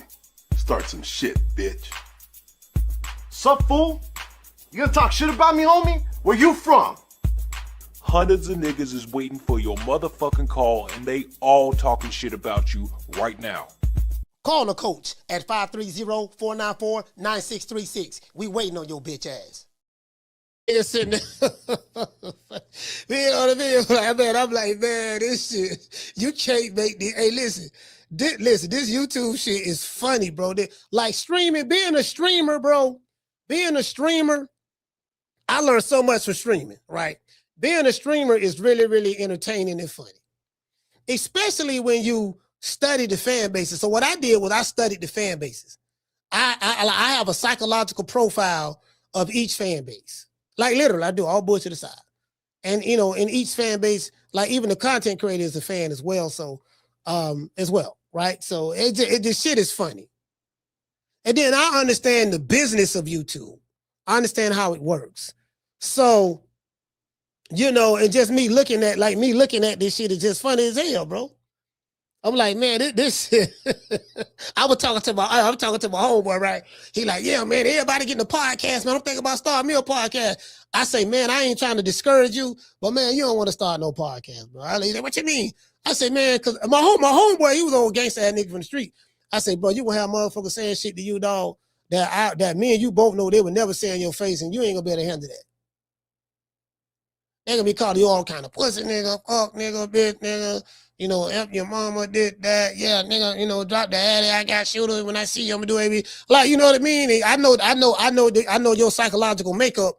I've been knowing you a long time, and you know, you're gonna be tripping, dog. You're gonna be tripping. I told him, I said, you're gonna be tripping, fam. You don't wanna, you don't wanna do that. You know what I mean? He like, no, I want to start one. I was like, all right, okay, all right, man. I'm just telling you. I'll say, I'm gonna have to coach you. I say, I'm gonna have to coach you through it. I'll coach you through it. You know what I mean? And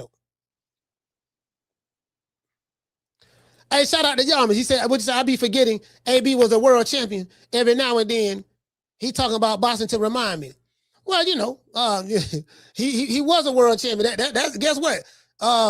His new fan base, they don't know him for that. They know him for being the drunk uncle now. See what I'm saying? Shout out, hey, but you know what though, Yamas? One thing I will say, since you brought AB up, listen, man, I just want to give a shout out to AB.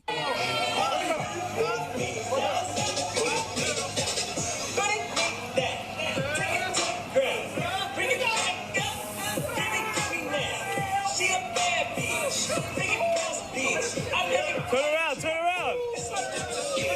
Yeah.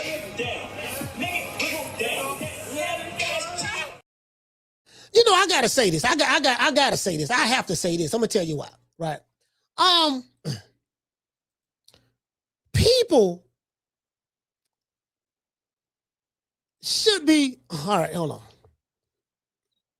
Phone line on. I was Jeff from. I'll call her. What's your name? You call her from?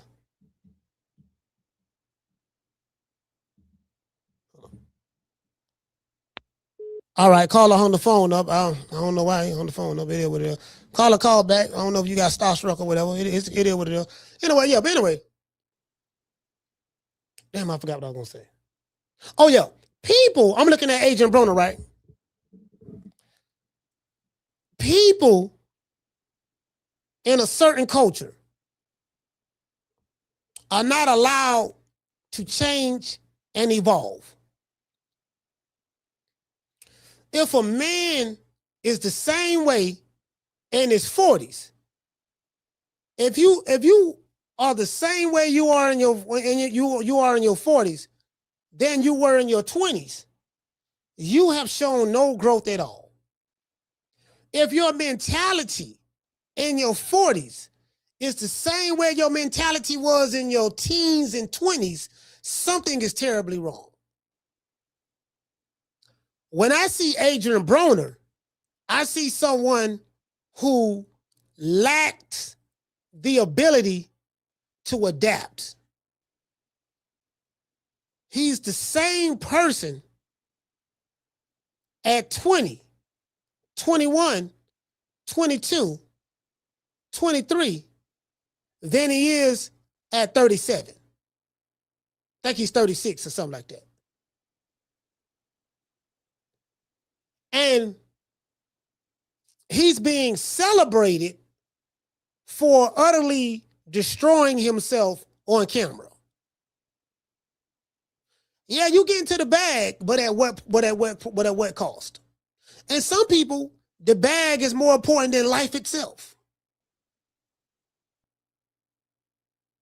The bag only has value when you attribute out value to it. Because they want the quick buck. They want to get it real fast. So they're willing to sacrifice some things, go through certain humiliation rituals to get it. Did you get what I'm saying? And in this society, that is championed. That's championed. That's what they want to see. And if you're not with the fugazi shit, or the bullshit, or the ignorant shit, then the ignorance online will try to make the person who is not ignorant, they try to shame him. They try to shame him into the idiocy, the ignorance. Nigga scared to hold the line. Coach Malachi is holding the line. I don't care nothing about the nigga shit. I don't care nothing about the ignorant shit. You on your side, I'm on mine. I have no desire to fuck with you, deal with you, be with you, or hang with you. I say that shit loudly and proudly. I don't give a damn about the backlash. Fuck the backlash. When you're standing on business, there is no such thing as backlash. True. Shout out the doggone Shout out to Jamie. Shout out to everybody watching the show, man. We got over 900 people watching the show. We got over 650 people watching on X. Shout out to X. Shout out to y'all, man. Appreciate y'all. Yeah, you get what I'm saying? When you standing on business, dog, yeah. You standing on business, you don't worry. There ain't no such thing as no backlash. Shout out to G Daddy. He said, Coach, Abdullah only 22, but Devin was young, and Norman and Schofield are just as young, but get a shot for not fighting Tank. Is this real boxing today? I mean, hold on. As a matter of fact, yeah, see, this is another thing too, right? Like I broke that down on here today, right? Like, because Mama Holyfield is saying that Kid Austin is a WBA champion, and that's a lie. You can literally go to the WBA's website and it says that the WBA at 135 does not have a champion. That title is vacant. Literally, you can just Google it. I showed it the other day. And Mama Ho saying, yeah, man, you know, Mike Son's a champion. We made it. We did this and did that. And I'm like, if you would just lie about something that simple, something that you can literally just look and see, and then the interviewer don't even challenge it. Don't even challenge the lie. The interviewer don't say nothing as simple as, hey, wait a minute, you said y'all the champion. Well, I just looked it up on the WBA's website and it says that they have no champions. Is this a typo on their website? It says that your son and Lucas Body are going to fight for the vacant WBA title. Is this wrong? Something that simple. Like something that simple. You get what I'm saying? Just literally. It's literally on their website. Matter of fact, you can Google it. Matter of fact, you can Google it. But I get what you're saying, though. I get what you're saying. But yeah, you can literally Google it. Like motherfucker just say, like you can say anything on this shit. So the motherfucker who's standing on business is gonna be the one to separate himself from the rest. Now I talk to people on the phone and shit like that. And then when I call, they always answer my call. I'm talking about the millionaires. The motherfuckers who some of y'all will be fighting over or fighting to talk shit about or whatever. I talk to them.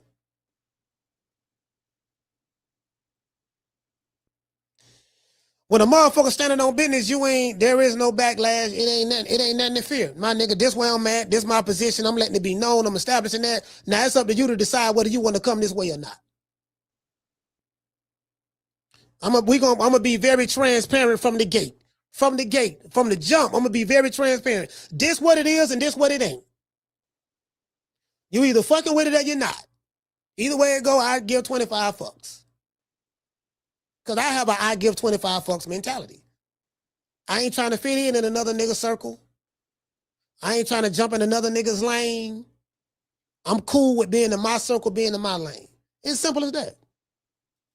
Shout out to A-Sound T. He say me and the homies got into it this weekend about the same subject. They're applauding the dumb shit AB doing. I had to reevaluate my friend group once I left. Yeah, like, you know, it is what it is. You gotta, the thing is like once you you get what I'm saying? It's all about evolution. It's all about evolution. It's all about evolving and growing and stuff like that. And if a motherfucker stuck, if you brought like fam, like perfect example, look at this Pooh Shiesty situation. Pooh Shiesty didn't stand a chance because look at his mammy and look at his pappy. His mama talked like him.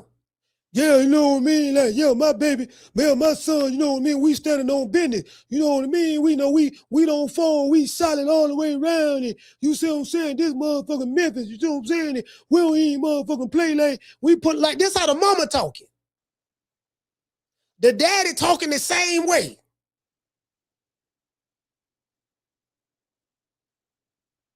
You see what I'm saying? And I heard he got a 5K1 snitch jacket. But so they gave birth to that. They gave birth to that. What's sitting in jail right now? That shit get praised online. But I'm starting to think what it is. I'm starting to think, no, this what it is. It's some kind of reverse. It's some kind of mind engineering that social media is doing to make all this shit seem cool. It's like, I'm thinking it's a governmental experiment because the government controls social media. I hope y'all do know that. Ain't none of this shit privately owned. The government run all this shit. When I say government, I mean United States government, the powers that be, the intelligence agencies, they run all this shit. I hope y'all do know that. It's like that's what they promoting. They want to glamorize the low vibrational shit and put that in the forefront. They were doing that when I was young. When I was young, they were doing that, right? They did that with the gangster rap. And I'm gonna let y'all know something too. And I said this before, but I know it, but I said this a few years ago. social media, I was talking to some jitterbugs. I was at where the fuck I was at?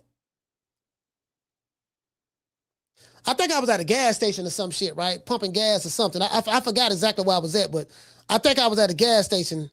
I want to say I was in East Tampa. I was over there like off of Martin Luther King and 40th Street, somewhere over there, right?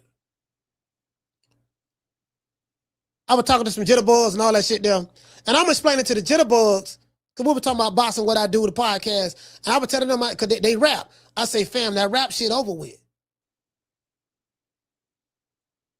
I say the new rap game is streaming. The streamers like the academics and the what's the little ugly Haitian boy?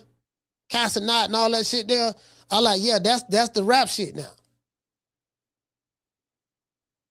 Like, everybody named mama rap. Like, if you a nigga from the bottom trying to come up, it take $250,000 to $300,000 to even just break in this industry. It costs money. A lot of money. That's the truth. The streaming, like, okay, you want to rap because you want to get known and you want to make money for rapping. Like, out of all the people who they can pay, like, motherfucker get, like, who gonna pay you to hear you rap?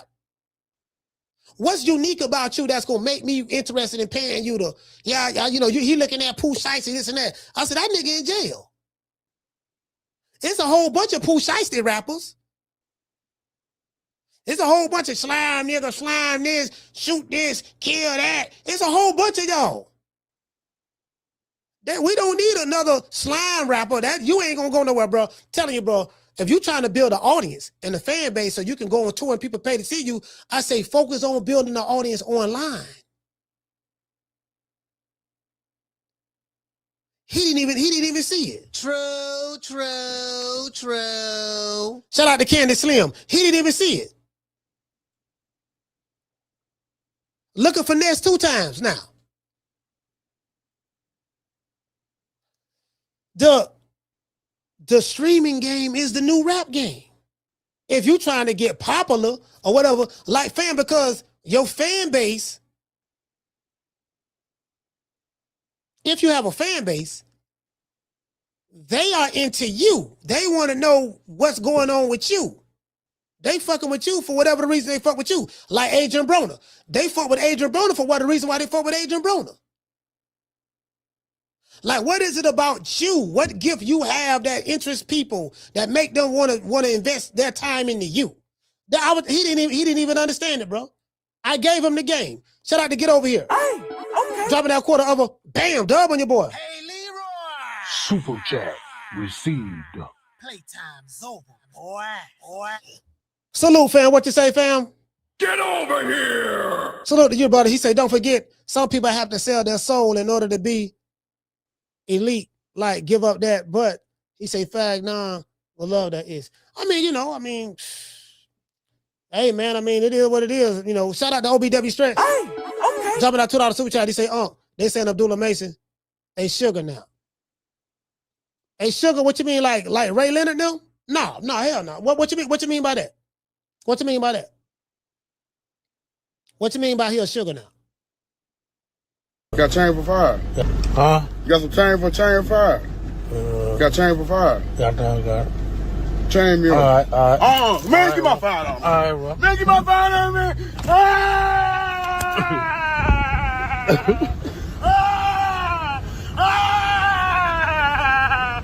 Get my fire! Get my fire! I'm gonna kill you, bitch. Get my motherfucking fire out, man. Man, stop playing me, man. Give me a fire out. I'm gonna tell you got it fired on. I'm gonna tell you got it fired on. Yeah, man, you get what I'm saying? I'm like the way I'm looking at it, I'm like, man, what they say? They saying he's sugar now. Yeah, I don't know about all that sugar now. We ain't doing that, but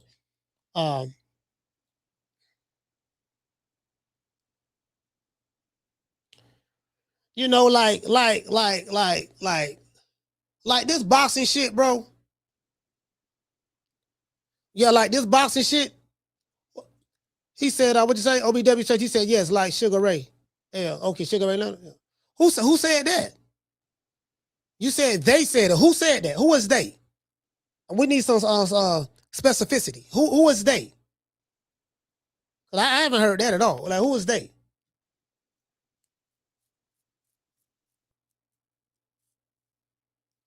Shout out to G Daddy. He say boxing is my favorite sport, and I love that boxing is doing today. But promoters and managers should invest in all fighters. So if they lose, all ain't lost. Just saying. Well, you know what I mean? Boxing has always been boxing. It is what it is. He said showbiz. Well, you got to say showbiz. You can't say they. You can't say they. You know, you got to say showbiz. Yeah, it ain't because ain't no they saying that. That's what he's saying. I don't watch his channel, so I don't know what the nigga saying myself, but yeah. Yeah, you can drop the name. I don't care nothing about that. I don't care nothing about. I'm not one of them channels, fam. He said I wasn't trying to drop the name for real. No, you can drop the name. I'm not one of those channels. I ain't one of these niggas because I'm not intimidated by nobody. I like some of these channels, y'all don't be mentioning nobody else, no other channel's name on my channel. I don't give a damn. I don't. I ain't one of them niggas. You get what I'm saying? Yeah, that's the same nigga that called Shakur Stevenson Sugar Shakur. Like, yeah, I ain't, man. You know, that's the you get what I'm saying?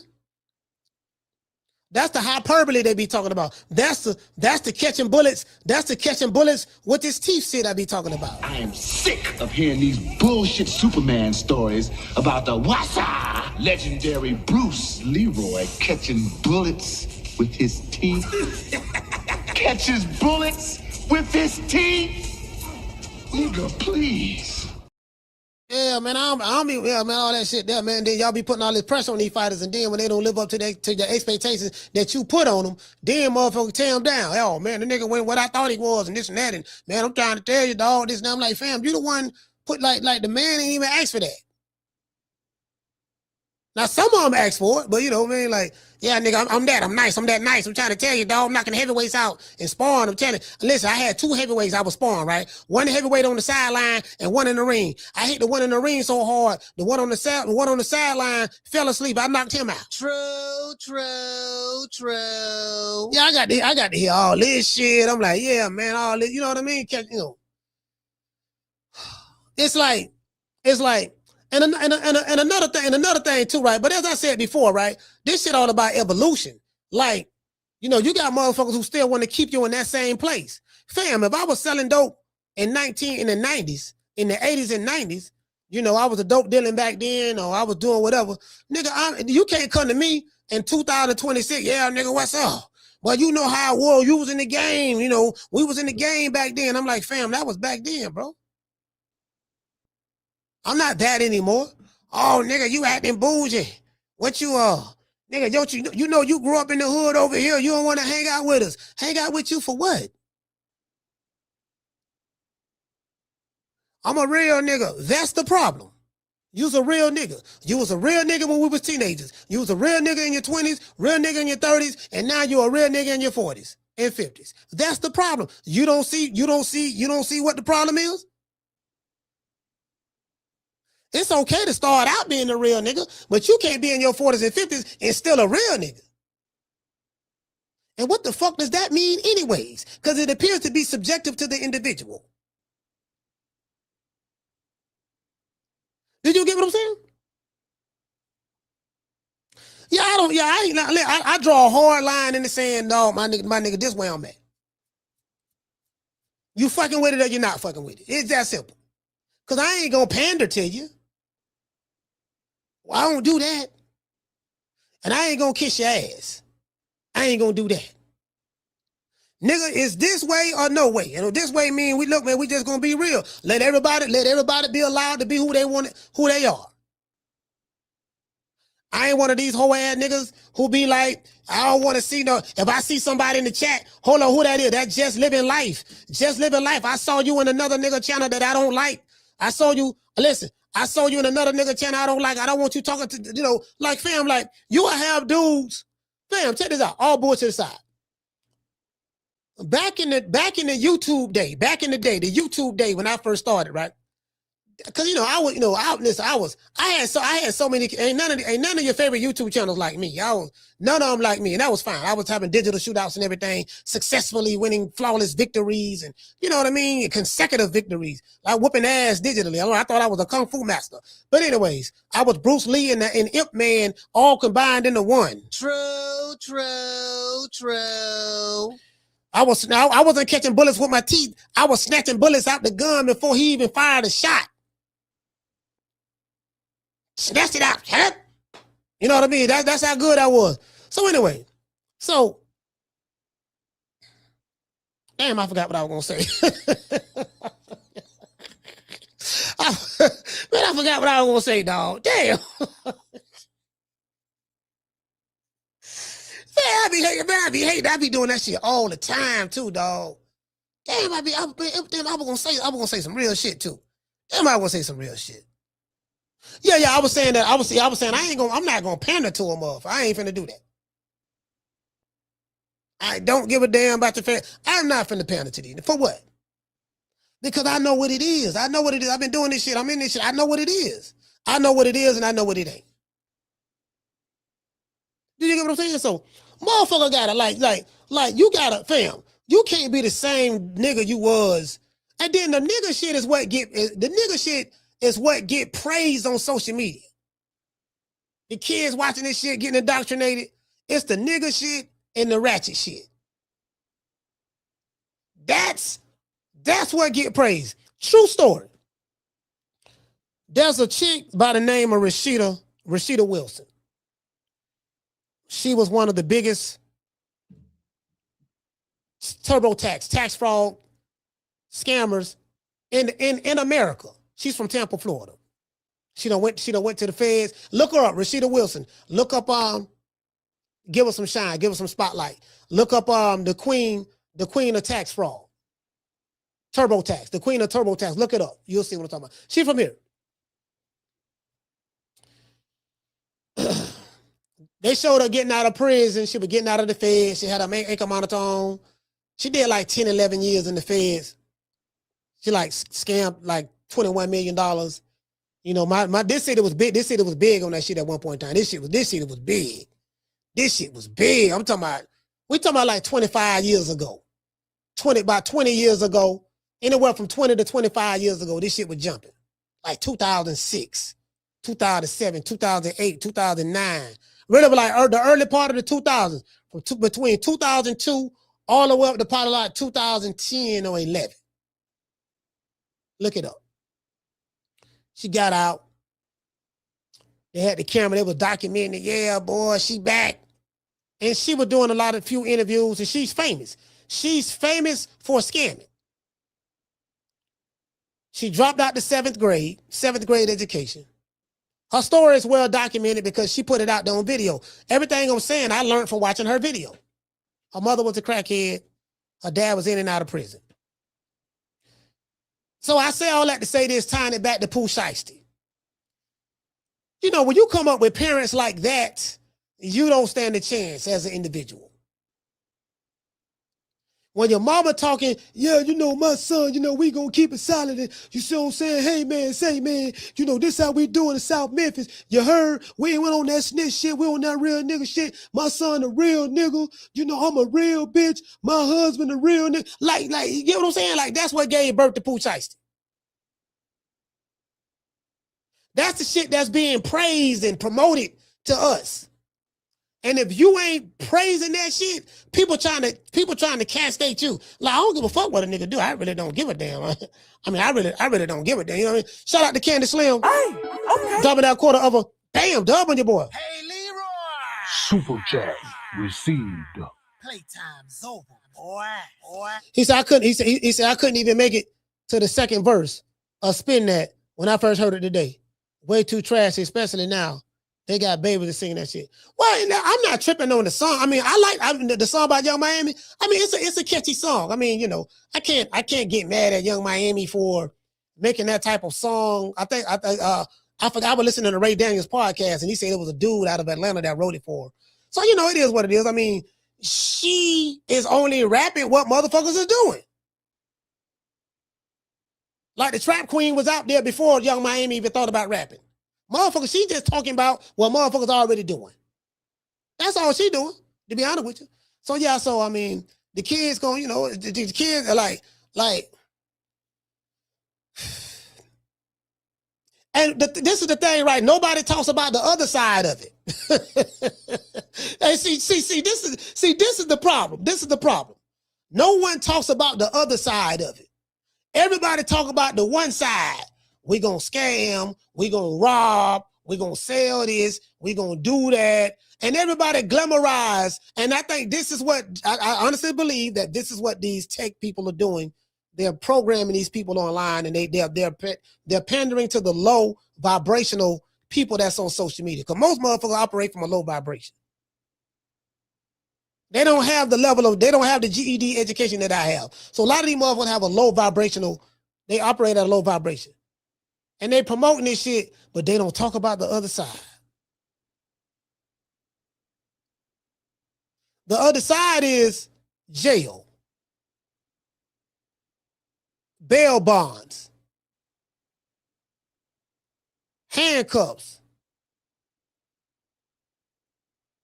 police officers, jail officers, paddy wagons, backseat of police cars, courtroom, sentencing guidelines, state and federal prosecutors, reception centers, intake centers, collect calls, visitation forms, count time, work call, classification. Like, no one is talking about the other side of it. I done been there, done that. Because I'm a reformed nigga. I used to be a nigga too. Trust me, I was a nigga. I was an ignorant nigga. But I was ignorant 25, 30 years ago. I'm not ignorant 25, 30 years later. I got homeboys, they the same nigga that they was 30 years ago today. They still that same guy. Have not evolved at all. No evolution. I'm sitting back looking like, damn, like I'm really the smartest nigga in the room. I'm sitting back looking like, damn, boy, you done came a long way. Damn, God really spared you because some reason your mind wasn't on stuck. I wanted better. I got tired, dog. I got tired of going to these cracker jailhouse doing time, this and that. I got tired. And I'm like, damn, I'm sitting back looking at this. I'm sitting back looking at this shit like shout out to Just So Sick. Hey, okay. Dropping that quarter of a damn dub on your boy. Hey, Leroy. Super chat received. Playtime's over, boy. He say right, it become where my commissary at. My girl ain't hit me back. Fleece is trying to beat my back. I need a shank to protect my ass. Spin that shit, yeah. I mean, you know, it is what it is, fam. Like I just can't, you know. When there's no evolution, and but that's the shit that's getting praised. Like motherfucker like people, yo man, AB back, he back on top. He said he back on top of what? Oh nigga, AB back, he back on top of what? And see, this is what happens. When you chasing the bag, we gonna chase the bag. You do anything for the bag. You're gonna sell your ass for the bag, you're gonna get drunk for the bag. Like, bro, like. Hold on. Like I just like you get hold on. I was just talking about this lady. Oh my God, this what popped up on my timeline. Look at what popped up on my timeline. Oh, you ain't gonna believe this here. I was just talking about you. This Pooh Shiesty Mammy. He protected them. He kept them humble. He kept them 100 and kept away from around some suckers and pluckers. I pray for them, man. My young nigga looks so good, man. My whole family here. Do you know how good I feel? It's hard to get people together. It's hard to get people together and be quiet. But if you fucking play with me, they already know my own 100. Don't listen to these people, man. My own 100, I'm 200. That's what they be talking about. Lying and deceit. Going against me. I'm 200. 100 on a whole nother level, though. Yeah. See, I couldn't even imagine Betty Jean talking like that. My mama Betty Jean, she passed away in '99. I couldn't even imagine Betty Jean talking like that. This who who this nigga came from. The boy ain't stand a chance. I'm like, if I'm in the courtroom, if I'm the judge, I'm like, you know what, man? I look at his mama, look at his daddy. Okay, his daddy got a 5K one. He's a snitch. He done been to the feds. He done been popped. He on some street shit. He's still doing this shit right here with his son. His mama talking like that. They still on some gangster shit. Like, I would have to consider that talking if I'm a judge sentencing Pooh Shiesty. I'd be like, you know what, man? You ain't have a fucking chance. Yeah, that's, bro, like, I don't know, man. Anyways, I saw this interview with Floyd Mayweather did with Cameron. Floyd didn't answer no questions. Floyd pulled the Bill Haney. He was deflecting like a mother. He didn't answer no questions. No, he didn't answer one question. Not one. Let's see. I'm gonna address that. Wait, hold on. Where is that? What am I looking for? Oh no, you know what? I got it over here on my TikTok. I have it on my TikTok. Let's pull up TikTok. Not TikTok. I got it on Instagram. Man, like these dudes do anything for the bag. Like anything, bro. Oh, nigga, don't worry about what another nigga doing, but you worried about what I'm worried about. Why you worried about such and such? The same reason why you worried about why I'm worried about such and such. True. I be hating them whole ass niggas come in the comment section. You always pocket watching. I said, you ain't saying nothing about the IRS pocket watching. You ain't saying nothing about the TMZ pocket watching. You ain't saying nothing about the Clark County Clerk of Courts in Nevada pocket watching. You ain't saying nothing about the jeweler who's suing for $200,000 bail check pocket watching. You ain't saying nothing about doggone the bank who put the information out there pocket watching. And you don't say nothing to the white folks. Nigga want to come over here with, nigga miss me with that bullshit. True. Yeah, you know what I mean? Like, you know what I mean? So it's okay. It's okay. Master Charlie said it's okay. But you Negroes better not talk about it. Oh, Miss Hillary. Oh, so good to see you, Miss Hillary. I love you, Miss Hillary. Welcome to TV1. Oh, Lord. I dance with Master. I dance with Master. I dance with Master. I dance with Master.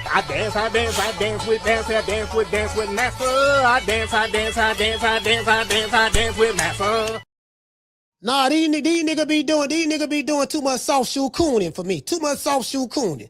One thing about me, I don't like butter biscuits. I'm telling you that right. I don't like butter biscuits. You know, I stopped eating biscuits because of that. Carter, what's your name? Where you calling from? Hey, what up, Coach? It's Coach Eddie from ATL. Coach Eddie, talk to me. What's going on, brother? Hey, I'm glad you're doing this show today, man. I want to bring some of your attention. You probably aware of this, man, but you know, the scamming is like the new wave, man. A lot of these kids, I got kids in college, right? Two of my daughters, they in college. They talk about how many people that go to their school with scamming. You know, back when I was coming up, the lick was carjacking, robbing people, robbing the dope man, kicking somebody's door in. But that get you too much time. These people scamming hundreds of thousands of dollars. They ain't getting but like, I thought they don't even go to jail, Coach. Real talk. They don't go to jail. So scamming is like you can get away with almost and not serve a whole lot of time. You go kick somebody's door in a carjack, man, they going 20, 30 years to the door, man. I'm like, dang, that's why these kids is doing that, man. Because it's a less penalty. But they gonna change them penalty guidelines. If people start doing all this scamming stuff, they gonna up the energy and they gonna start making mandatory sentences if this stuff get out of hand. this is the issue, right? Scamming been around. Like they were doing that shit. Like I say, 20-something years ago, I was telling you about it. They've been doing it in the 90s and in 2000s. But what happens is black folks got a hold of it. So, cause the white folks, when I say white folks, I'm not talking about the average everyday common white person. I'm talking about the ones who are in that field, who like they do it on the stock market. They do, the stock market. It's even worse. But they've been doing it. But what happens is once we got a hold of it, when I say we, I'm not talking about black Americans. I'm just talking about we'll just say the less fortunate people of society. Once the less fortunate people of society, for a lack of a better word, got a hold of it, nigga, like here in Tampa, like they was doing that shit. They was doing Facebook Live. Yeah, let me show y'all how to beat the government. This how you scam the government. You got to put the information in right here. Get the social security number right here. We going to put these numbers in, and I need you to go to an address where we can send the check to, get the TurboTax card. Like niggas just do too much. They was doing online live seminars on how to scam. And the FBI and the police in there looking like, God damn, we ain't shit. So that's how Big Booty Judy got that new BBL. How you knew? Because all the women in Tampa started getting BBLs and they started getting their breasts done. You got them skinny ass legs, fat ass, big titties, and on a small ass head. I'm like, why all the women starting to look alike? Because they've been doing that scamming shit. That shit been, you know what I mean? Yeah.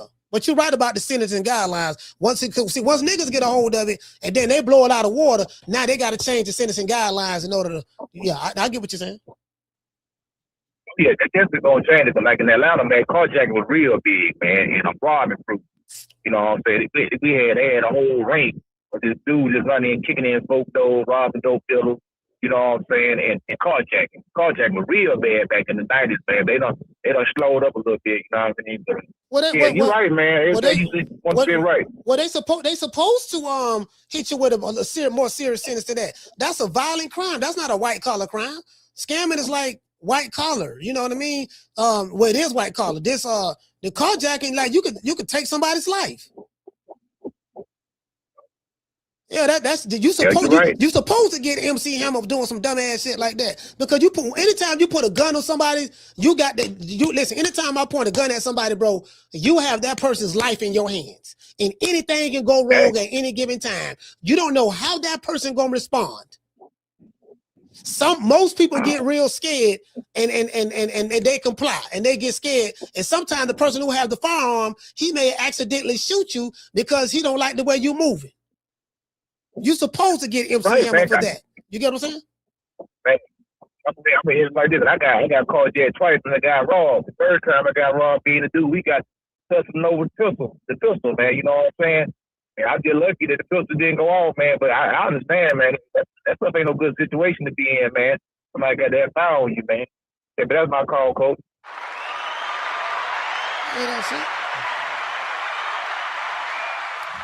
Bro, you don't know how a person gonna respond. You got that man's life in your hands, pointing the gun at him. You want to rob him for a car. Why would you pull a gun on me? Cause I done some dumb shit like that before too, but I was a teenager. But why would you pull a gun on somebody and rob them for their car when the white man got a car lot full of cars?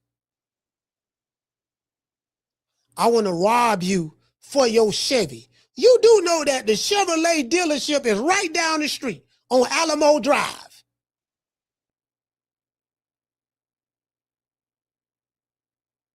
Like, I'm gonna rob you for the rims on your car. You do know that the Jew over there got a rim shop right there. He got a rim shop over there.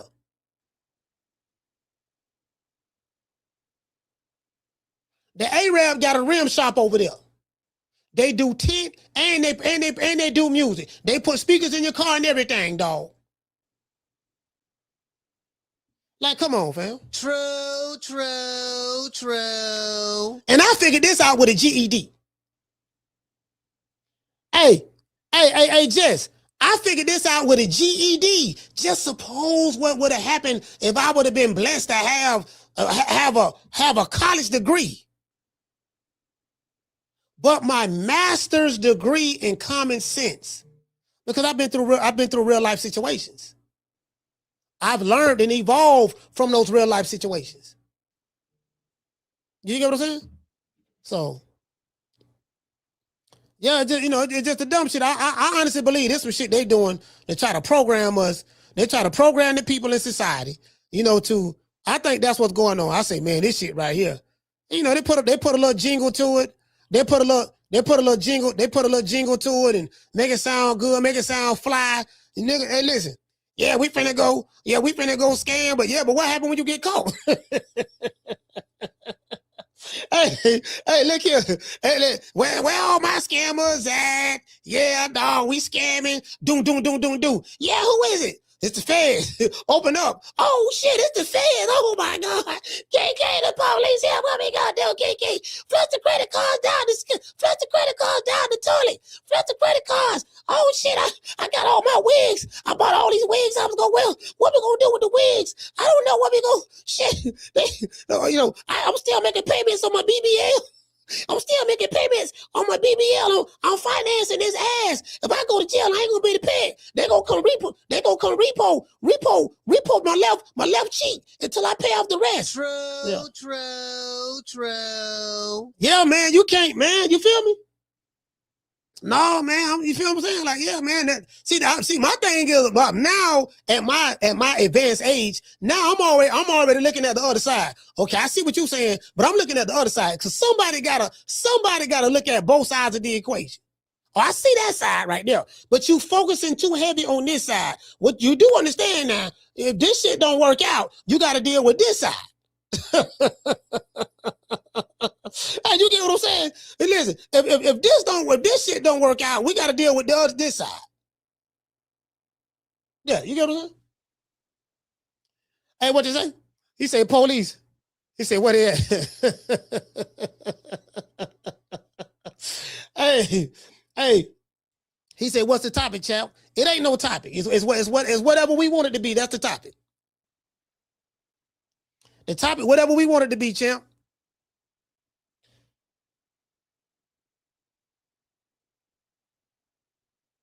Hey, what did he say? Just so sick. He said, when you get caught, just remember, you ain't get that shit from me. Man, shit. Every man for himself. You get caught, goddammit. Work out the best deal you possibly can. That's the rules right there. That's the rules. That's the rules to the street. If you get caught, work out the best possible deal that you can. Even if you got to snitch on your homeboy to throw his ass under the bus to save your ass. You do what you got to do. That's the rule. That's the real rule. That's the real rule right there. That's the rule that ain't nobody gonna tell you. The rule of the streets is when you get caught, do what you gotta do in order to get out and don't have to do a whole lot of time. That's the real rule. True. Yeah, anyways. Yeah, man. So, I do like the fact that how Abdullah Mason finished that fight. I like to see fighters fight with a sense of urgency, especially when there's doubt to whether you're winning the fight or not. I like fighters. I'm not a fan of pure boxers. The only kind of pure boxers I like pure boxers like Pernell Whitaker. Because Pernell Whitaker was a fighter. Even though he only had like 14 knockouts or something like that. But Pernell Whitaker will fight your ass in that pocket. He'll fight your ass mid-range in that pocket, and he will slip, roll, and counter in the pocket, make you miss and make you pay, and step around the weak side. He gonna be right there. He ain't gonna jump back 25 feet.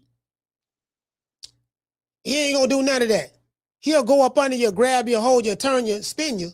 He'll do that like them real aggressive fighters. Because them fighters who really, really aggressive, is like you got to be kind of like the matador. Because the pressure fighter is the bull. And the fighter who real good, who got some slickness about himself, he could be the matador. Because you can lead the pressure fighter into all kind of traps. The pressure fighter understands, I'm going to get hit with some shit, but I'm willing to do that in order to press this dude out so I can land my punches on him to get him out of there to knock him out. The pressure fighter is willing to go through hell to get to heaven. He's willing to go through hell in order to accomplish the task at hand. So I like pure boxers like Pernell Whitaker.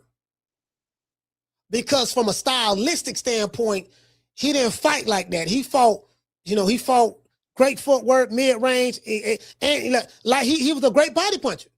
Left hook to the body. Jacob, great body puncher. Go look at some Pernell Whitaker fights. You'll see what I'm talking about. Nigga be right in front of you. You ain't gonna be able to hit him clean. Shout out. He say Pernell will make you wish you quit earlier. Yeah, Pernell don't got knocked down a couple of times. He don't got knocked down a couple of times. But then one fight he got knocked down a couple of times in his fight. He had to finish it. He had to really, he showed effort trying to knock this dude out because he didn't want to lose to him because he got knocked down a couple of times. So I like to see that in my fighter. I like to see my fighter like, okay, I gotta have some bite down. I gotta fight this motherfucker. Because when you fighting, when you in the ring with a pure boxer, you fight a pure boxer. You don't box with a boxer. You fight his ass. You mug him. You go to the body. You rough him up on the inside and when you in there. That's what you do to a pure boxer. If you let that pure boxer dictate the tempo and the pace and control you, man, shit, you're going to lose. True. You're going to lose. You gotta, because sometimes you want to know. See, sometimes you want to know if my fighter get in the jam and he gotta go get a motherfucker in order to win this fight, he gonna go get a motherfucker. I got to go get him. Like Angelo Dundee told doggone Sugar Ray Leonard, you're blowing it, kid. You're blowing it. Because he was losing to Marvin Hagler and he was losing to Tommy Hearns. Sugar Ray stopped him in the 14th round. If it was a 12-round fight, he would have lost. But there's an overall consensus of that. But he was down. He was losing. 15-round fight. That's why I say, I look at Ray Leonard, Hagler, Hearns, those guys, and Duran, and, those guys came up in the era where it was a lot tougher. You fought 15 rounds, same day weigh-ins. Niggas fought 3-4 times, 5 times a year, stuff like that.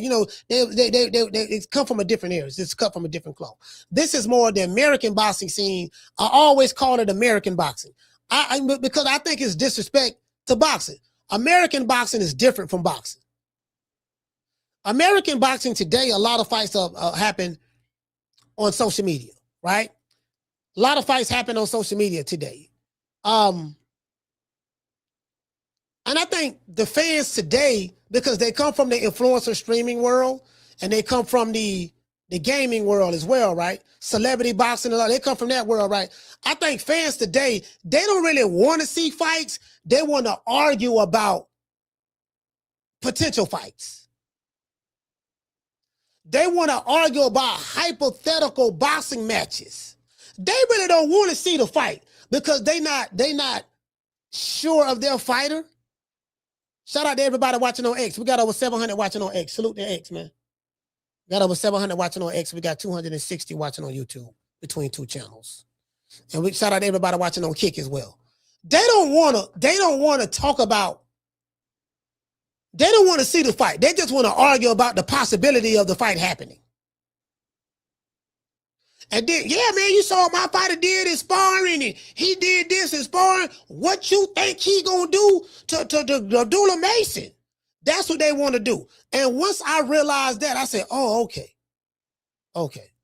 They don't want to see no fight. They just want to just argue about, you know what I mean? Caller, what's your name? Where you calling from? What up, Coach? It's Tyrese from Savannah. What's up? Tyrese, talk to me.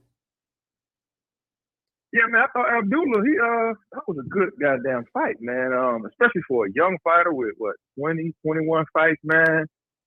He had to change up his game plan. He had to dig in his bag. He didn't get impatient. A lot of guys, they just would have quit. Well, they just would have came frustrated. But, Pops had to get in his ass and, he understood the assignment, But I don't know if you saw Paulie Malignaggi's latest video, but he was saying that these last 2 wins, Noakes and what's the kid for Albert Bell? Yeah. These are really, really good wins because, a lot of champions, they would probably go and fight, an Asian champion with more name recognition versus a guy, like a Noakes. That was a physically challenging fight for Abdullah. You know what I'm saying? Well, he didn't have versus, no choice in that fight because that was for the vacant title. So yeah, but I'm saying like in terms of name recognition, these fights probably won't get the hype they don't get the attention they should. But these are good fights. These are good fights, to help for his growth. You know what it's I'm the saying? quality. Long term, What you're saying is they may not have the big name recognition, but it's the quality of the fight. The quality of the fight. Right. Yeah, right. I see what you're saying. Right, versus fighting like a goddamn Gamboa or somebody like that who'd have been passed around like a $2 hoe. You know what I'm saying? Yeah, This is definitely a good one. It's always when you fight them. It's always who you fight and when you fight them. You get what I'm saying? So that plays a big part because you can fight a fighter with a certain name, but if he's past his prime and nowhere near how he used to be, yeah, he's a name, but he's just an empty suit. You get what I'm saying? So, but I get what you're saying. Salute to you, fam. Thank you for calling the show.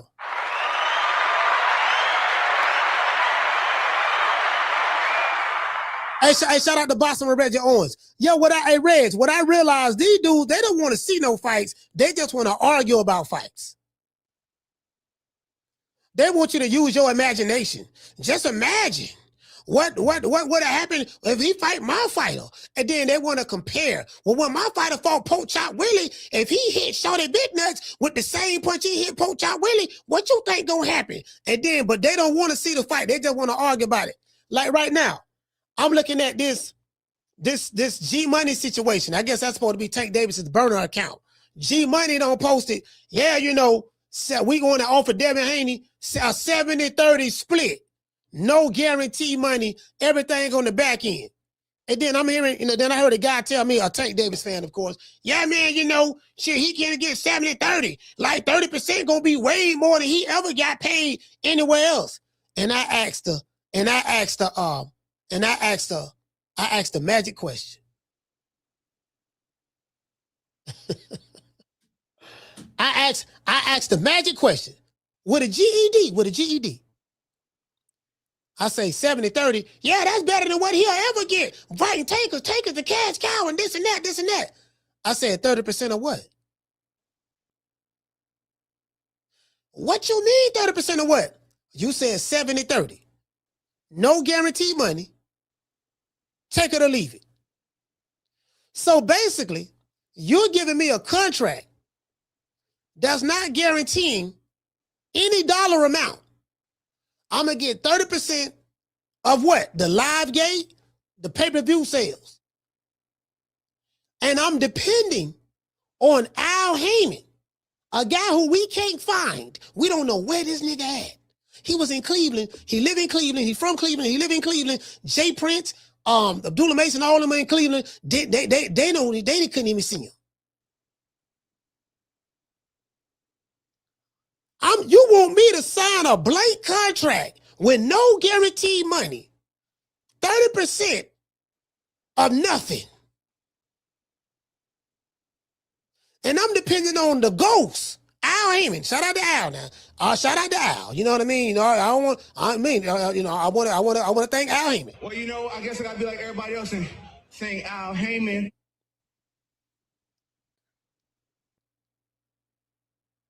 He ducking. He don't want to take the fight. He ducking. Tank sent them a contract. Tank don't know how to spell contract. Tank ain't sent him nothing. He can barely read. He can barely talk. He ain't sending nobody nothing. Tank sent them. Well, we sent them a 70-30 contract. They fan base remeted them young NBA young boy fans. Sent them 70-30. He's stupid. He should have signed the contract. So says a 2-figure nigga that's broke ain't got no money in his pocket.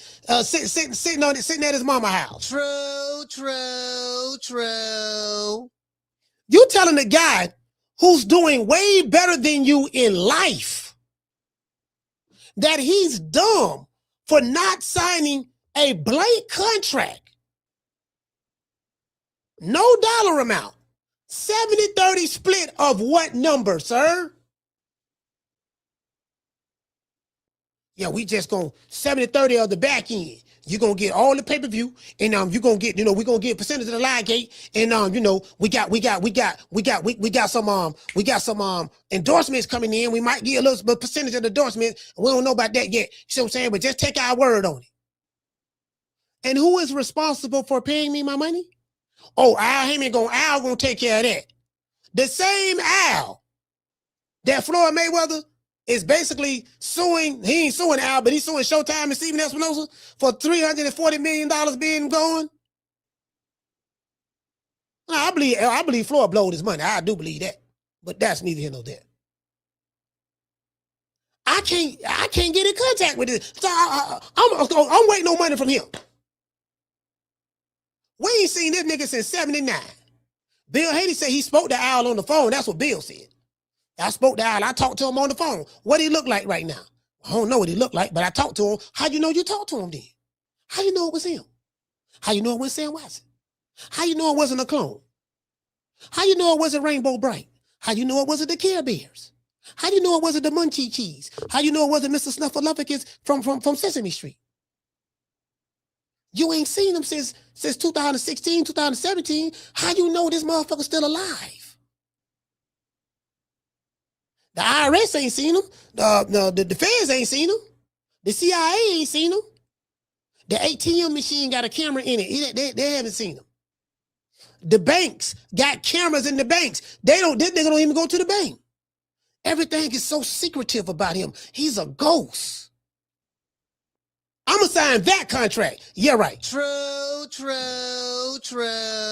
No, I'm good, baby boy. I'm good. Hey, I'm good, baby boy. I'm good.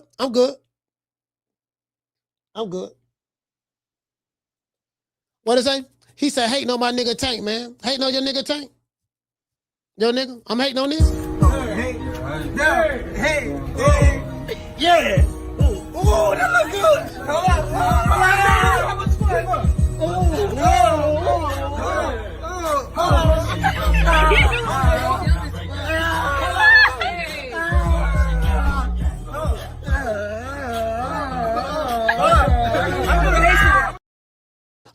I'm sorry about the hate, dog. I'm sorry about the hate, dog. My bad, dog. My bad, dog. My bad. I'm sorry about that, dog. I'm sorry about that, dog. If I hurt your feelings, dog, it's cool. You can call the show if you want to. 530-494-9636. I'm finna get ready to wrap it up. You can call the show if you want to. I'm sorry about that, dog. Shout out to Keisha. But I'm trying to tell you, boy, these niggas, they eat the meat down to the base. Come up for air, fam. Breathing is good for you. Let's give everybody a round of applause.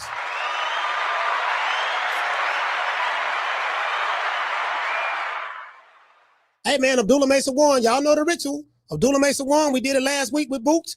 2 weeks ago with Boots. Cleveland won. They did their thing. Y'all know what time it is. They celebrating in Cleveland right now.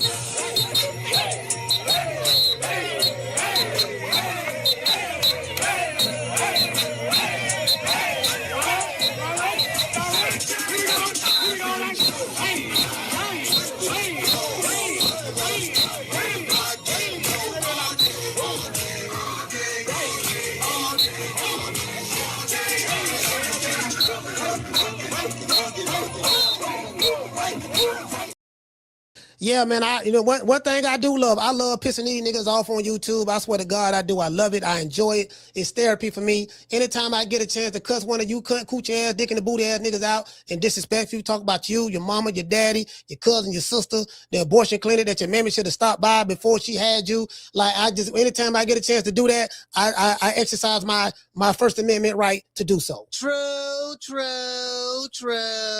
I want to dedicate this show to the hood. I want to thank the whole hood who came out here. I love y'all. I did this for the hood. Y'all know I beat that boy. Yes, sir. You know we beat that boy. Shout out to AB. AB, what's going on? Hey, shout out to AB, man. Shout out to all of the lovers out there. If you in love, you got you somebody who you love. Play this song to them as soon as you get home. Make it last. Make it last forever. Don't let I love you.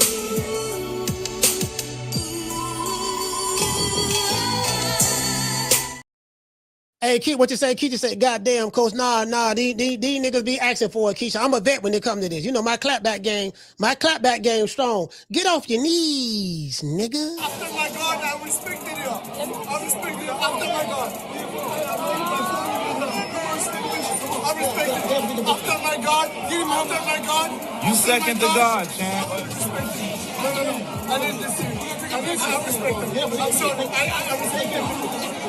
Come on for the nigga pass out. Take the picture before you pass out. Yeah, get him before he pass out. Yeah. Hold him up. Yo, we gotta take this guy everywhere. Yo, shit. He needs air. You need air. Take the picture. Take the picture before you face the picture. That's my hero, right? That's my hero. One more. It takes a lot to take a lot to do. All right, why you pushing? Don't worry about it. Come on, I got you, all right? That's why Tate told that nigga, say, shut up and be a fan, nigga. Shut up and be a fan and get off your knees, nigga, and stop trying to juggle your mouth, you dig? Anyways, y'all drop your cities, man. Let me know where you're from. I want to give everybody's city a shout out.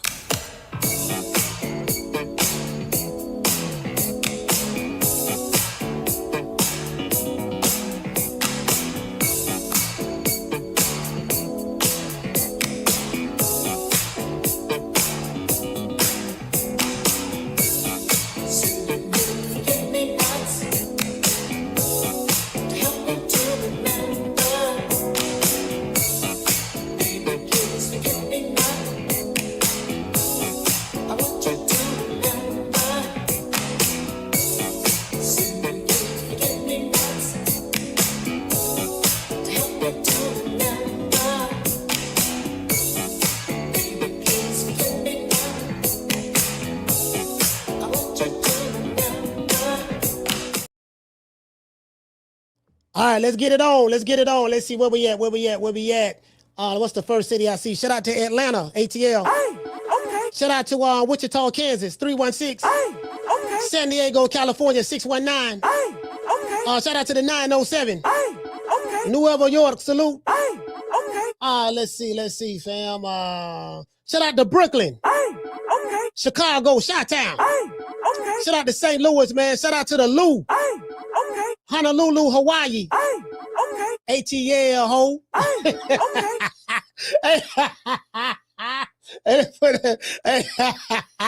Hey, man. ATL, ho. Let's see what else we got.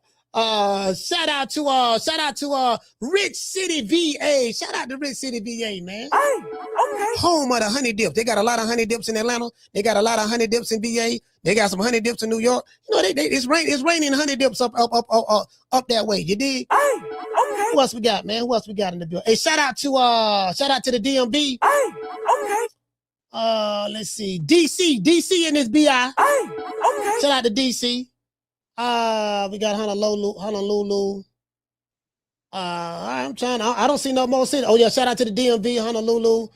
Okay, I think that's it. I don't think ain't nobody else representing their cities. Shout out to everybody watching on Twitter, man. We got over 730 people watching on Twitter. Y'all showed out today, man. I appreciate y'all. Much love to the family. I got the DMV anywhere. And shout out to everybody on Twitter. I wish I could see your comments, but I can't. But everybody watching on Twitter, salute to you. Peace to everybody. Shout out to the trolls. Keep trolling. Please keep trolling. I love it. I feed off the trolling. Y'all keep trolling, man. Come back over here, man. Show the old boy some love. Shout out to Fort Worth, Texas. Hey, okay. Shout out to Houston, H-Town. Hey, okay. And let's see. Shout out to Baltimore. Hey, okay. It is what it is. Y'all know what time and TI is. I catch you guys on the next one. You know my motto. Don't meet me there, beat me there. Peace. Man, I'm out of here, bro. Let's go. Man, I'm out of here, bro. Let's go.